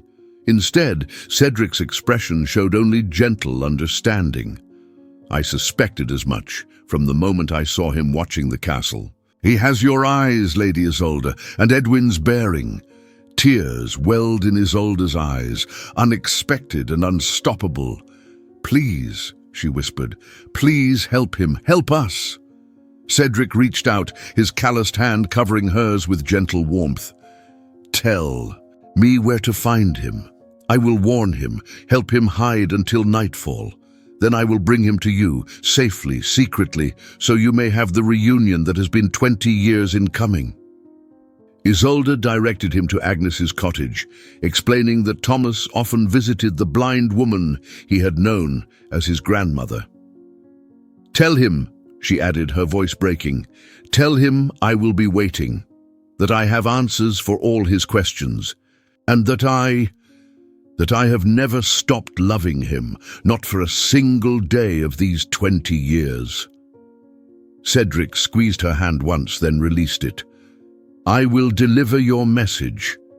Be ready at midnight, not at the garden door, which will be watched, but at the old well in the north corner of the courtyard. There is a passage there, forgotten by most, that leads beyond the walls." As he turned to leave, Isolde called after him softly, "Sir Cedric, thank you isn't enough, but thank you." He paused, glancing back with a sad smile that transformed his rugged features.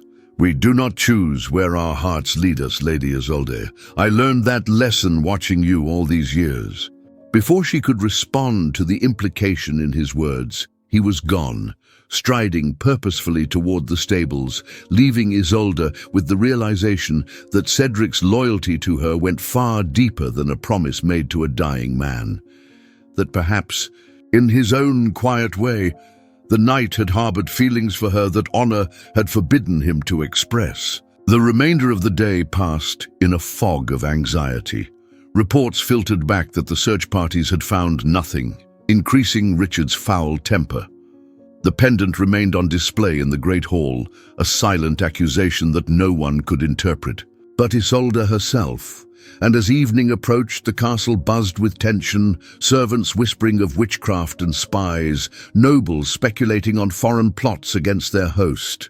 Isolde retired early, claiming exhaustion, though sleep was the furthest thing from her mind. In the privacy of her chamber, she removed the baby blanket from its hiding place and retrieved a small leather pouch from a hidden compartment in her jewelry chest. Inside lay a folded piece of parchment, yellowed with age, but preserved with loving care. Her copy of the letter Agnes had destroyed, the explanation she had written to her son on the night of his birth. Tonight, after 20 years of silence, Thomas would finally read the words she had meant for him. Tonight she might find redemption, or final rejection, in the eyes of the son she had sacrificed everything to protect. As the clock inched toward midnight, Isolde wrapped herself in her darkest cloak and slipped from her chamber, the blanket and letter secured inside a small satchel at her waist. The castle corridors were eerily quiet.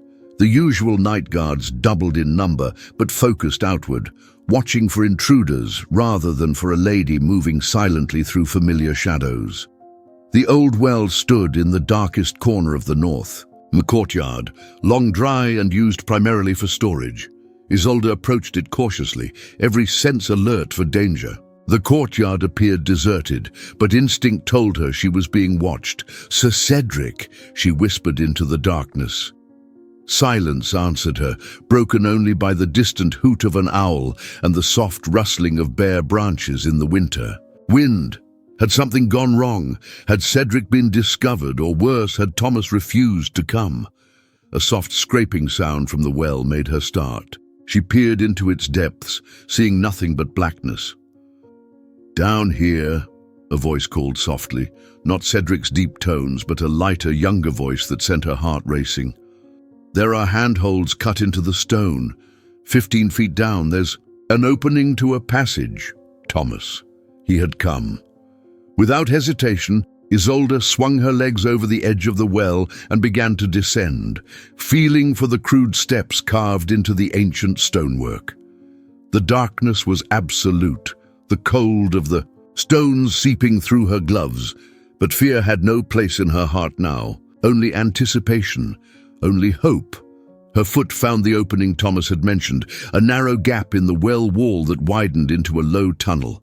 As she edged into it, a hand grasped hers, warm and strong, guiding her forward into the unknown darkness. "I've got you," Thomas whispered, his voice closer now. "Just a little further." The passage opened suddenly into a small chamber lit by a single lantern. And there, standing in its golden glow, were the two men whose lives had become inextricably intertwined with hers. Thomas, her son, his face a perfect blend of her features and Edwin's, and Sir Cedric, the guardian who had watched over her from the shadows for 15 years. But it was the third object in the chamber that drew her eye and stopped her heart. A small wooden box opened to reveal its contents. A silver chain bearing a pendant identical to the one she and Thomas wore. Edwin's pendant, the one Richard had found, the one that had thrown the entire castle into turmoil. "How?" she gasped, looking from the pendant to Thomas in confusion. "It wasn't me," Thomas replied, his expression unreadable in the dim light. "I never left it on the steps. I never even knew it existed until today, when Sir Cedric showed it to me." He turned to the knight. "Tell her what you told me." Cedric stepped forward, his face grave. "The pendant wasn't found on the steps, my lady. It was found among Lord Richard's private possessions by a servant tasked with cleaning his chambers. Richard himself placed it on the steps, created the story of its discovery, and raised the alarm." He paused, his eyes meeting hers with sympathy. "He has known about Edwin all along, about Thomas. He has been waiting, watching, gathering evidence before making his move." The implications crashed over Isolde like a wave, threatening to drown her. Richard knew, had perhaps always known, and now he was setting a trap for her, for Thomas, for anyone connected to the secret he had allowed to fester for 20 years. "Then we are all in danger," she whispered, her hand instinctively reaching for Thomas's arm, a mother's gesture of protection 2 decades too late. And to her astonishment, he did not pull away. The lantern flickered, casting long shadows across the stone walls of the hidden chamber. Isolde's hand remained on Thomas's arm, a tentative connection that bridged 20 years of absence. For a moment, none of them spoke, the weight of Richard's deception hanging heavy in the air between them. "We must leave," Sir Cedric finally said, his voice low and urgent. "This passage leads beyond the castle walls, to the forest edge. We can be miles away by dawn." Isolde shook her head, her mind racing. "Flee? And go where?" "Richard's influence extends throughout the region. He would hunt us relentlessly." "Not us," Thomas interjected, gently removing his arm from her grasp. "You, Sir Cedric, can escort you to safety, perhaps to the abbey at Blackmere. The abbess there is known to shelter noblewomen in distress." "And what of you?" Isolde demanded, searching her son's face in the dim light. The anger she had seen before was still there, but tempered now with something else. concern perhaps, or reluctant recognition of their shared peril. "I'll return to the village," he replied. "Richard doesn't know my face, only that I exist. I can disappear as I've done before." "No." The word escaped Isolde with unexpected force. "I will not lose you again. Not now that I've found you." Thomas's expression hardened. "You didn't lose me, Lady Isolde. You gave me away. There's a difference." The cruel truth of his words struck her like a physical blow. Cedric stepped forward, his hand hovering near, the hilt of his sword in an unconscious gesture of protection. "This is not the time for recriminations," he said quietly. "Whatever happened in the past, you now share a common enemy in Lord Richard, and I fear his patience grows thin." Isolde drew herself up, summoning the dignity that had sustained her through 20 years of silent grief. "You're right, Sir Cedric, but I will not flee like a thief in the night. I have lived too long in shadows and secrets." She turned to Thomas, her blue eyes, his eyes, filled with resolve. "Before we decide anything, there is something you must see." She opened the small satchel at her waist and withdrew 2 items, the faded baby blanket and the yellowed letter. "Agnes gave me this," she said, holding out the blanket. "She said it was precious to you as a child." Thomas stared at the blanket, his expression unreadable. Slowly, almost reluctantly, he reached out to touch it, his calloused fingers tracing the faded thornbush emblem in the corner. "I remember this," he murmured. So softly, Isolde barely heard him.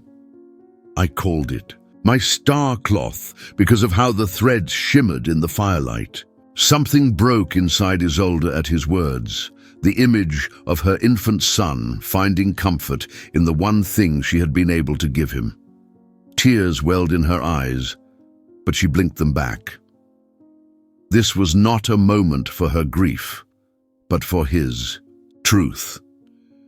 "And this," she continued, holding out the letter, "is what Agnes should have given you on your 20th birthday.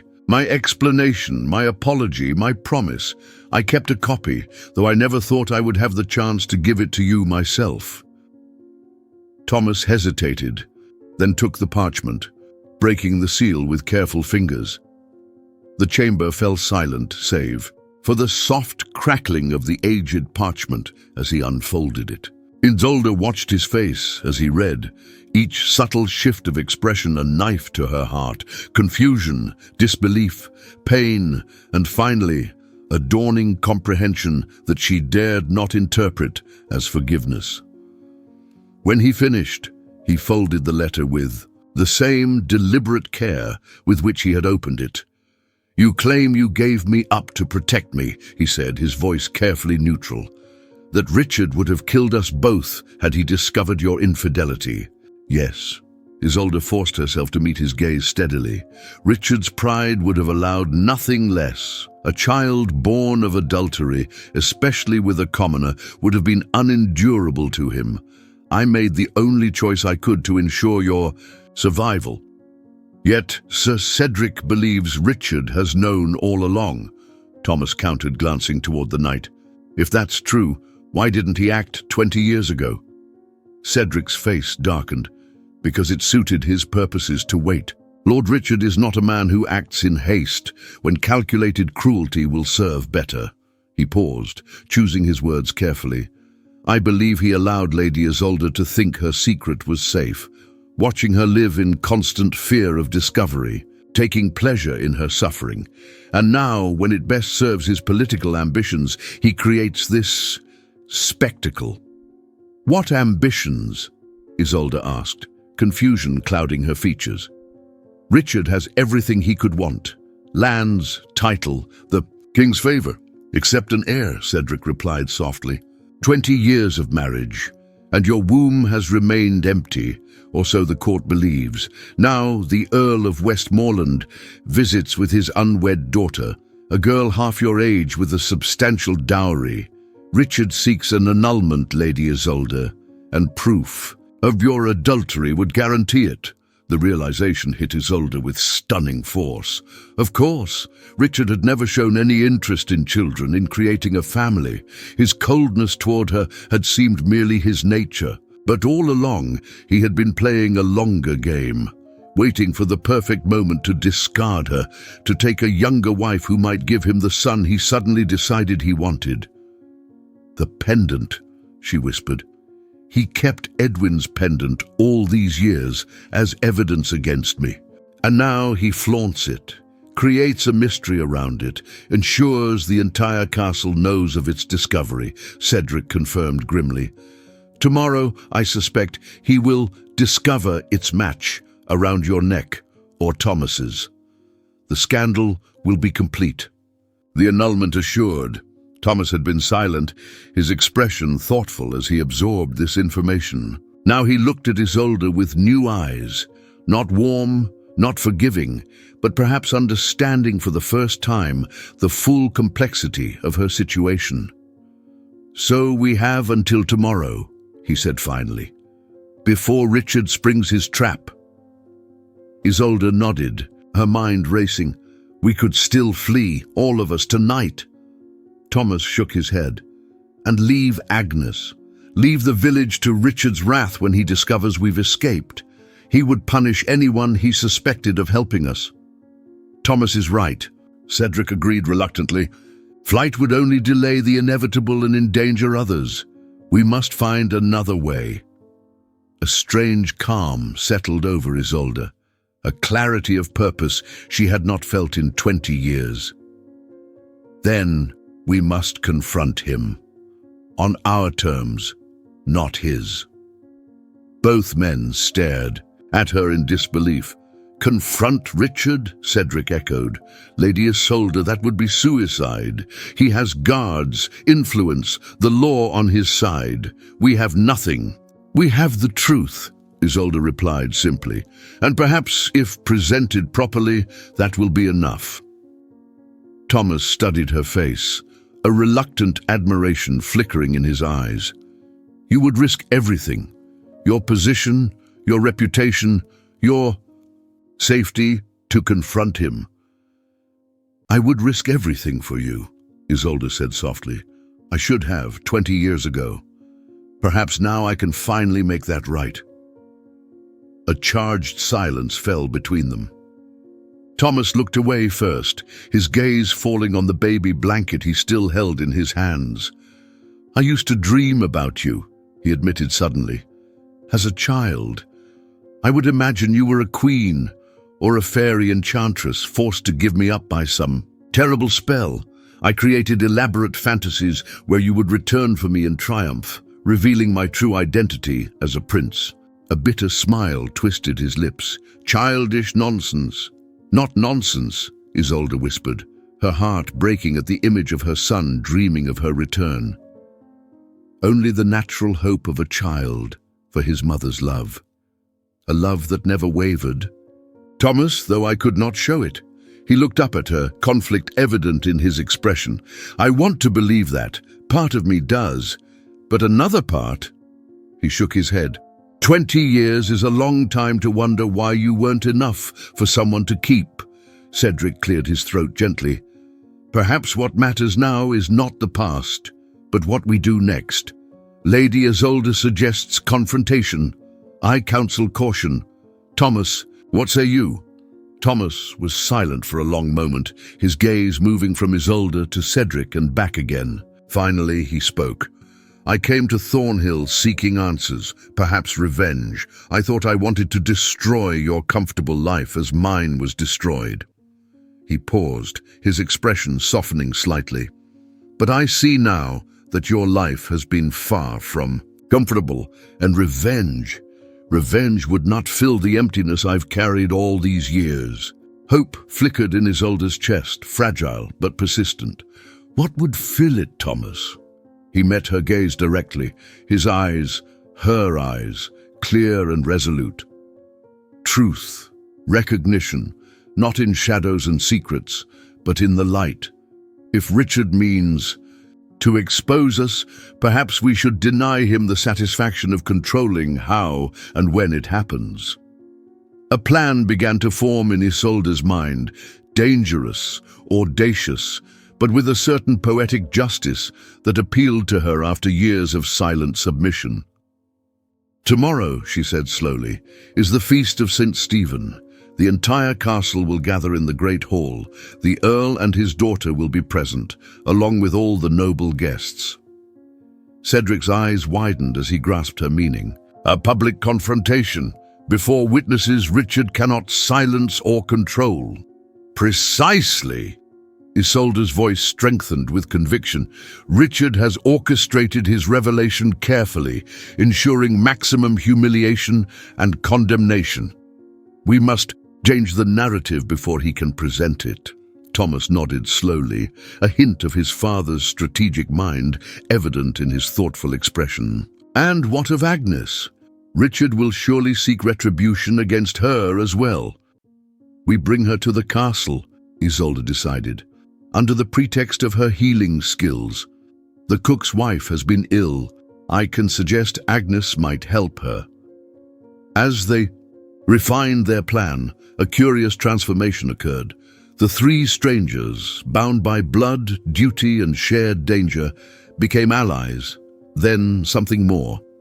Isolde watched as Thomas's rigid posture gradually relaxed, as his responses became less guarded, more engaged. She noticed, too, the way Cedric stood protectively near both of them, his loyalty extending now to include her son as well. When they finally emerged from the passage hours later, the eastern sky was beginning to lighten with the first hint of dawn. They parted at the forest edge, Thomas returning to the village to bring Agnes, Cedric and Isolde slipping back into the castle through the servants' entrance. At the door to her chambers, Isolde paused, looking up at Cedric with a question she had held back during their planning. "You risk everything by helping us. Why?" In the grey half-light of early morning, Cedric's face seemed younger, unburdened by the stoic mask he typically wore. "Because some loyalties run deeper than oaths to lords, Lady Isolde. Some bonds cannot be broken by time or circumstance." "Edwin's request," she murmured. "Your promise to watch over me." A faint smile touched Cedric's lips. "That was the beginning, yes, but over the years my loyalty became personal."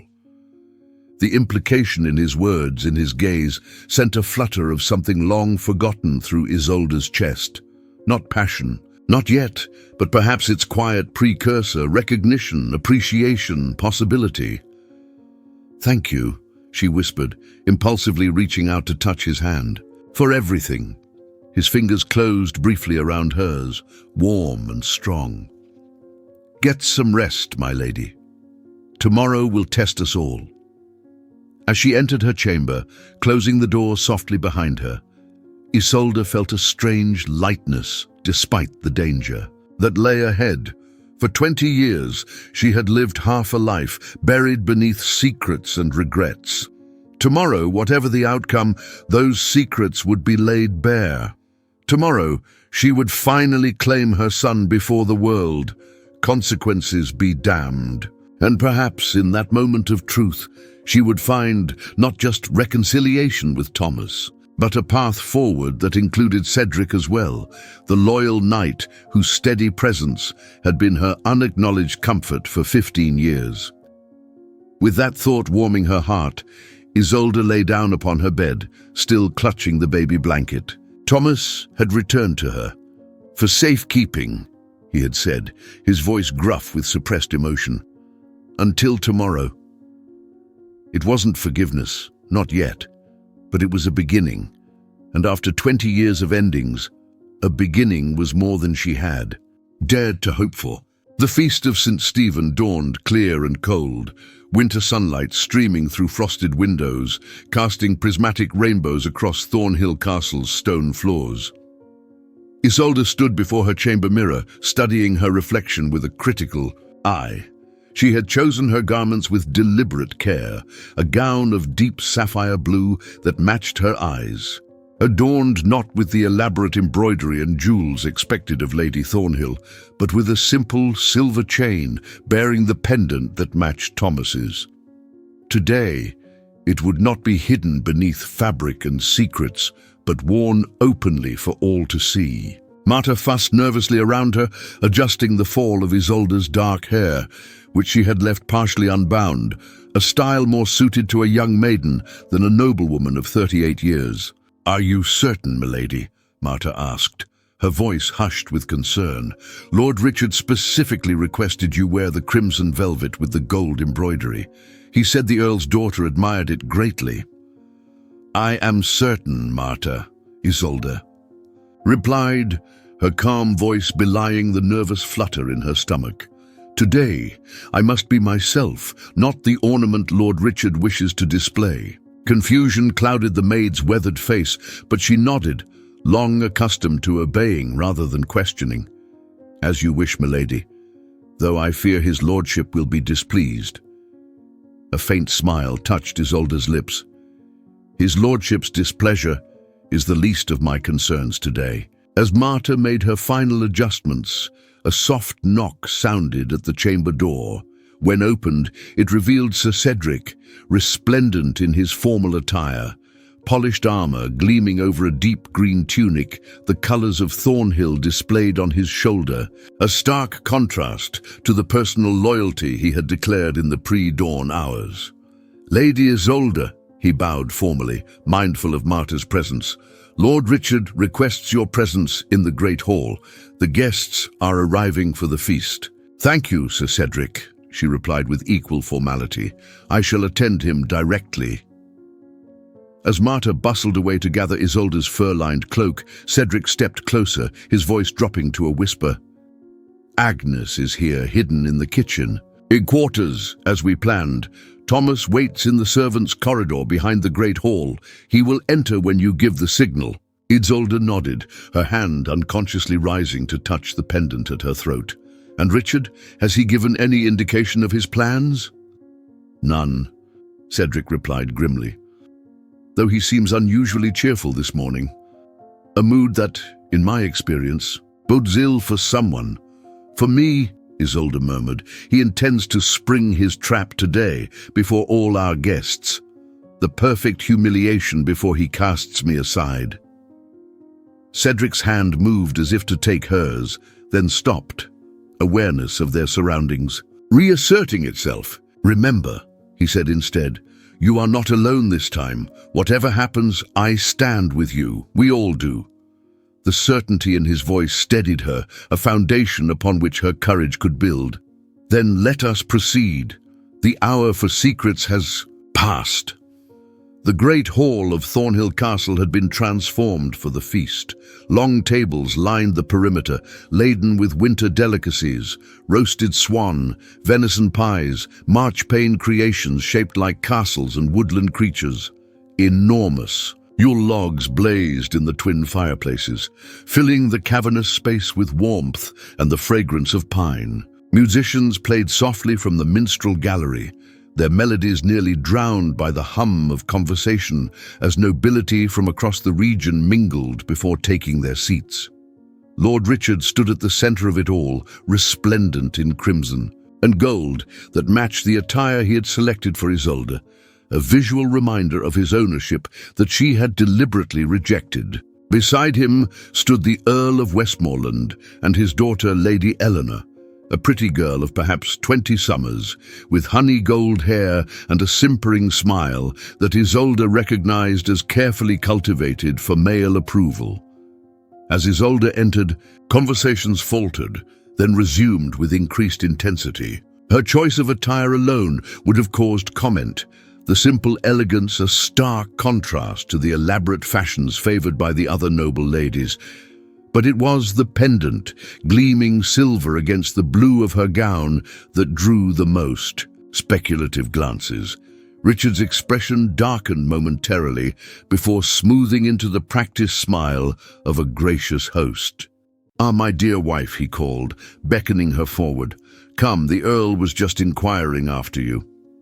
Isolde moved through the crowd with measured steps, accepting greetings with quiet dignity, her gaze never leaving Richard's face. When she reached him, His hand closed around her arm with punishing force, his smile never faltering. "You disregard my wishes, madam," he murmured, his lips barely moving. "An unwise choice, given the circumstances." "On the contrary," she replied, matching his tone. "I believe it the wisest choice I have made in 20 years. Before he could respond, the Earl interrupted with jovial obliviousness. "Lady Isolde, radiant as always, my daughter has been most eager to learn more about the management of such a grand estate as Thornhill. Perhaps after the feast you might indulge her curiosity." Eleanor curtsied prettily, though her eyes held a calculation that belied her innocent demeanor. She knew, Isolde realized with sudden clarity. The girl knew Richard intended to set aside his current wife in her favor. She was not an unwitting pawn, but a willing participant in the game. "I fear I may not be the best guide to Thornhill's management," Isolde replied smoothly. "My husband keeps many of the castle's workings private, even from me, the Earl's." Bushy eyebrows rose at the barely veiled barb, while Richard's fingers dug deeper into Isolde's arm. Before the awkward moment could extend, trumpets sounded, signaling the commencement of the feast. Guests moved toward their designated places. Servants appeared with ewers of scented water for hand-washing, and the elaborate choreography of a formal medieval banquet began. Isolde found herself seated at Richard's right hand, with Eleanor directly across from her, an arrangement clearly designed to facilitate comparison between the aging wife and the fresh young prospect. Throughout the first remove of dishes, Richard was ostentatiously attentive to both women, his charm as practiced as it was insincere. "A most unusual pendant, Lady Isolde," Eleanor observed during a lull in the general conversation. "Celtic knotwork, is it not? So rustic." Isolde's fingers rose to touch the silver cross. "Family tradition," she replied simply, "passed from mother to child for generations." Richard's eyes narrowed at her words, the double meaning not lost on him. "Curious," he said, his voice carrying across the nearby tables. "I was not aware of this tradition. In fact, I recently came across a similar piece, identical, one might say, in most mysterious circumstances." The conversations around them quieted as nobles sensed the tension beneath the seemingly casual exchange. Richard, ever the skilled performer, reached into his tunic and withdrew the third pendant, Edwin's pendant, holding it up so that the firelight caught the silver, making it gleam. "See how they match," he declared, his voice carrying to the farthest corners of the hall. "A remarkable coincidence. Wouldn't you agree, my dear wife?" The trap was sprung exactly as they had anticipated. Isolde felt a momentary tremor of fear, quickly replaced by a strange, liberating calm. The moment had come. There would be no more hiding, no more pretense. "Not coincidence, my lord," she replied, her clear voice ringing through the suddenly silent hall. "Design. They were crafted as a set of 20 years ago by the silversmith in Norwich." She rose slowly to her feet, drawing every eye in the room. "One for me, one for my son, and one for his father." A collective gasp rippled through the assembly. Richard's face contorted with triumph, poorly disguised as shock. "What madness is this?" he demanded, also rising. "What son? I have no son." "No," Isolde agreed, her gaze steady. "You do not, but I do." She turned toward the servants' entrance and raised her hand in the prearranged signal. The door swung open, and Thomas stepped into the great hall, tall and proud despite his simple attire, the third identical pendant gleaming at his throat. The silence deepened as he walked forward, every eye noting his bearing, his features, so clearly Isolde's, so clearly not Richard's. He stopped at the edge of the dais, looking up at his mother with an expression that mingled apprehension and resolve. "My son," Isolde said clearly, extending her hand toward him. "Born in secret, raised far from these walls, but carrying my blood and my heart with him always." Richard's face purpled with rage, his carefully orchestrated revelation transformed into something he could no longer control. "Adulteress," he spat, pointing an accusing finger at Isolde. "You admit your shame before all? You flaunt your bastard in my own hall?" "I admit to love," Isolde countered, her voice steady. "Love for my child, love for his father, a love you have never shown me in all our years of marriage." The Earl of Westmoreland rose ponderously to his feet, his expression thunderous. "What manner of spectacle is this, Thornhill? You invite us to witness your wife's disgrace, your house's dishonor?" Richard turned to the Earl, desperate to salvage his plans. "My lord, I knew nothing of this betrayal until recently.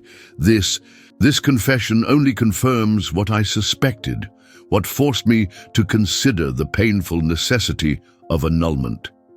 "You lie," a new voice interrupted, Sir Cedric stepping forward from his position by the wall.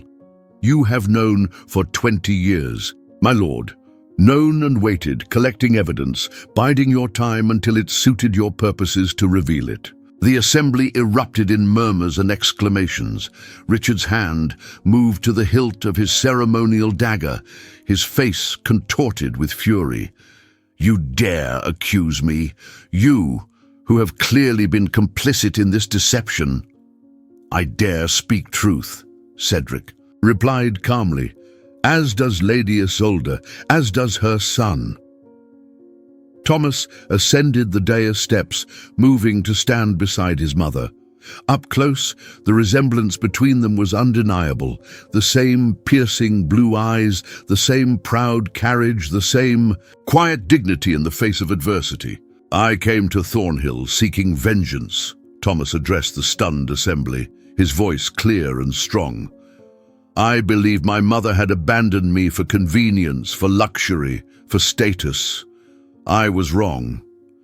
He turned to Isolde, his expression softening.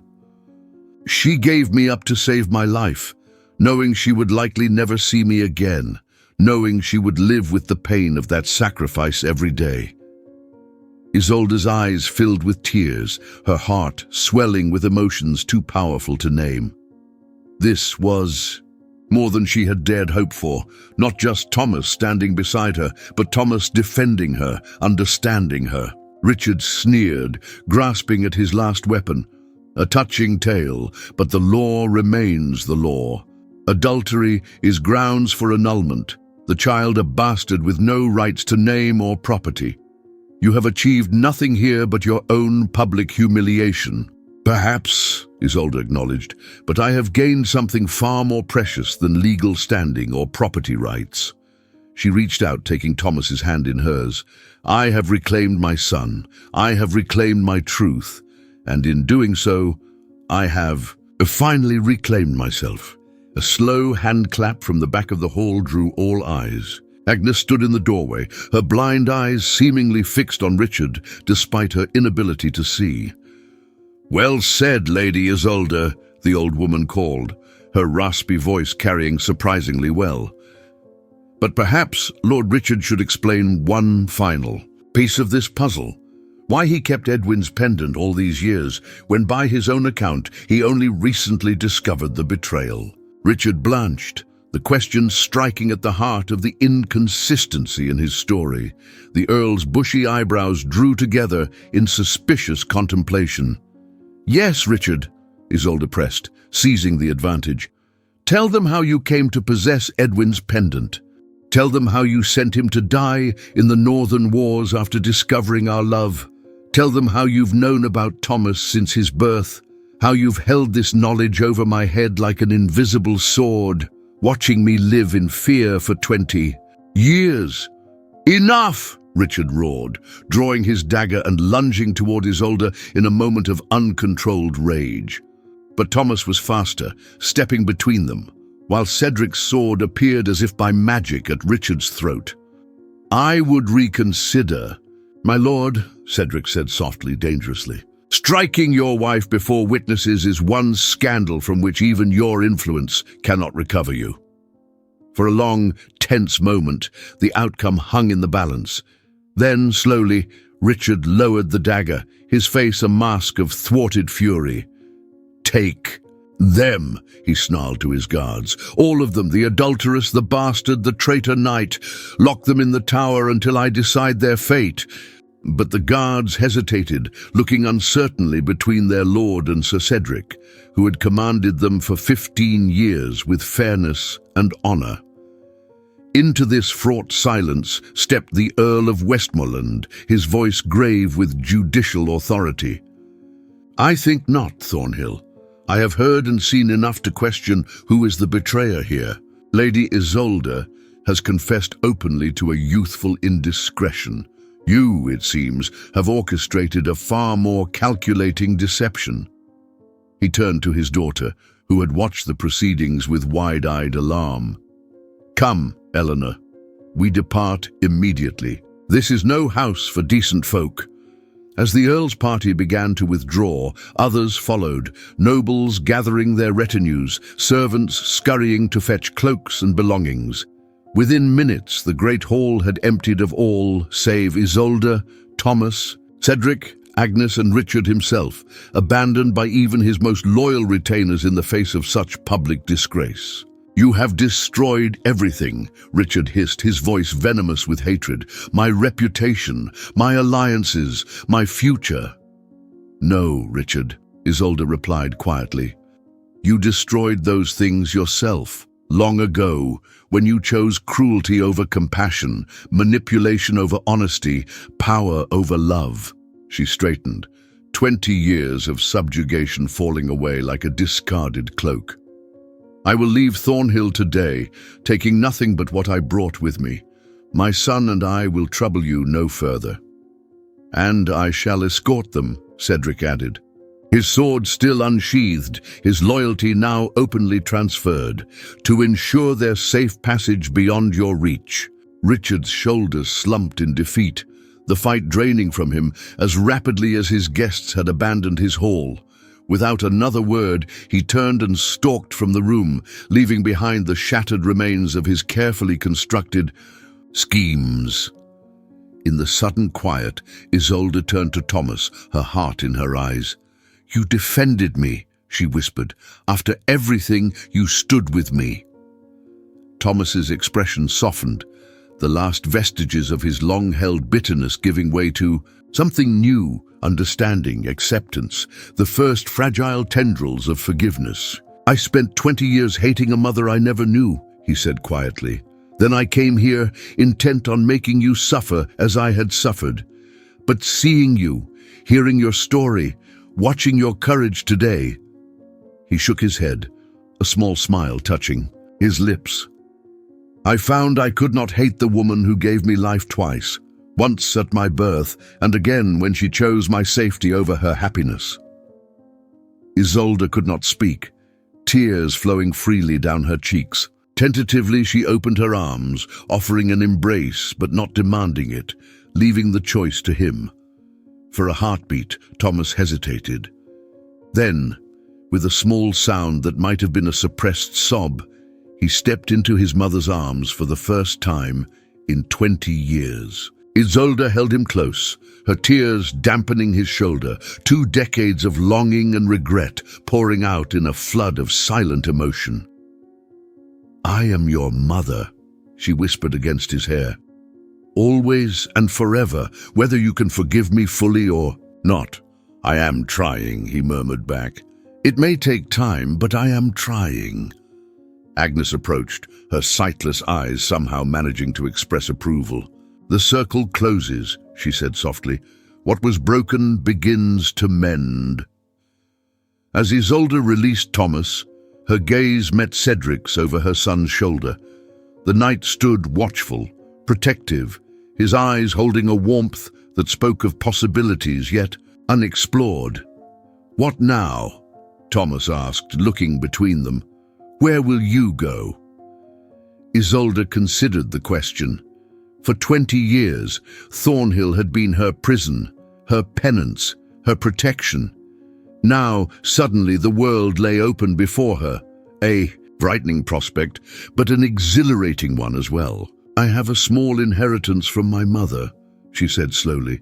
"Land in the north that Richard never bothered to claim. It's modest, nothing like Thornhill, but it's free," Cedric finished for her.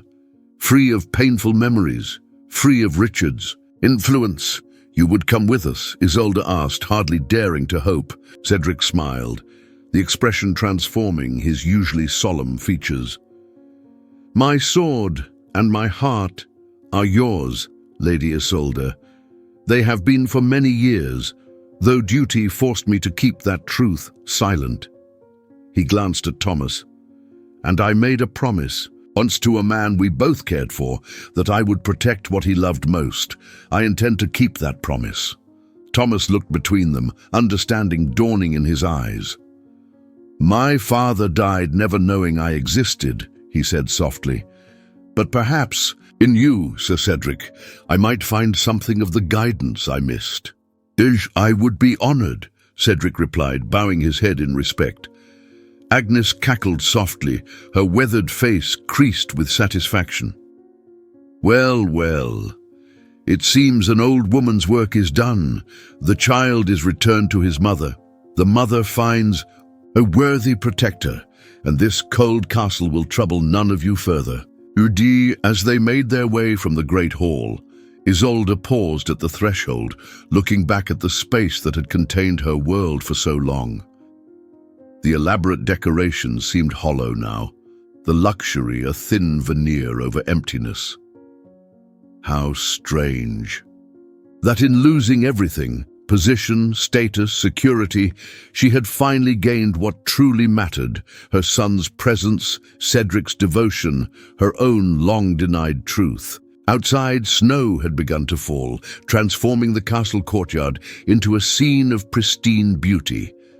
White petals from the sky, Isolde thought with a smile, remembering the first mysterious token that had begun this journey of revelation. As they crossed toward the stables, where horses would be prepared for their departure, Thomas reached out hesitantly and took her hand. "Mother," he said, testing the word as though it were a foreign language, "I would like to hear about him. About my father. Not today, perhaps, but soon. I would like to know everything." "Everything," Isolde promised, squeezing his hand gently. "All the stories I've kept in my heart for 20 years, all the ways you resemble him, all the reasons I loved him." Cedric walked beside them, a respectful distance maintained yet close enough to offer protection. When Isolde glanced at him, he smiled, not the careful smile of a knight to his lady, but the warm, unguarded smile of a man to the woman who had quietly claimed his heart. "And you," she said softly, reaching out her free hand to him, "I would hear your stories as well, all the things you've kept silent these 15 years. He took her offered hand, his calloused fingers wrapping gently around hers. "We have time," he replied simply, "all the time in the world." As they passed beneath Thornhill's arched gateway, Isolde felt the weight of the past fall away with each step. Ahead lay uncertainty, challenges, the practical difficulties of building a new life, but also possibility, freedom, the chance to know her son as a man, to explore the unexpected gift of Cedric's devotion, to finally live without secrets and shadows. The snow continued to fall around them, white petals from the heavens covering. The world in pristine possibility, transforming the familiar into something new and full of promise. Behind them, Thornhill Castle stood dark against the winter sky, a chapter closed, a prison abandoned. Before them stretched the open road, and beyond it, a future they would write together, mother, son, and the knight whose silent love had waited patiently for its moment to bloom. As the snow falls around Isolde, Thomas, and Sir Cedric, we're reminded that even the deepest wounds can heal, and the most painful sacrifices can eventually lead to redemption.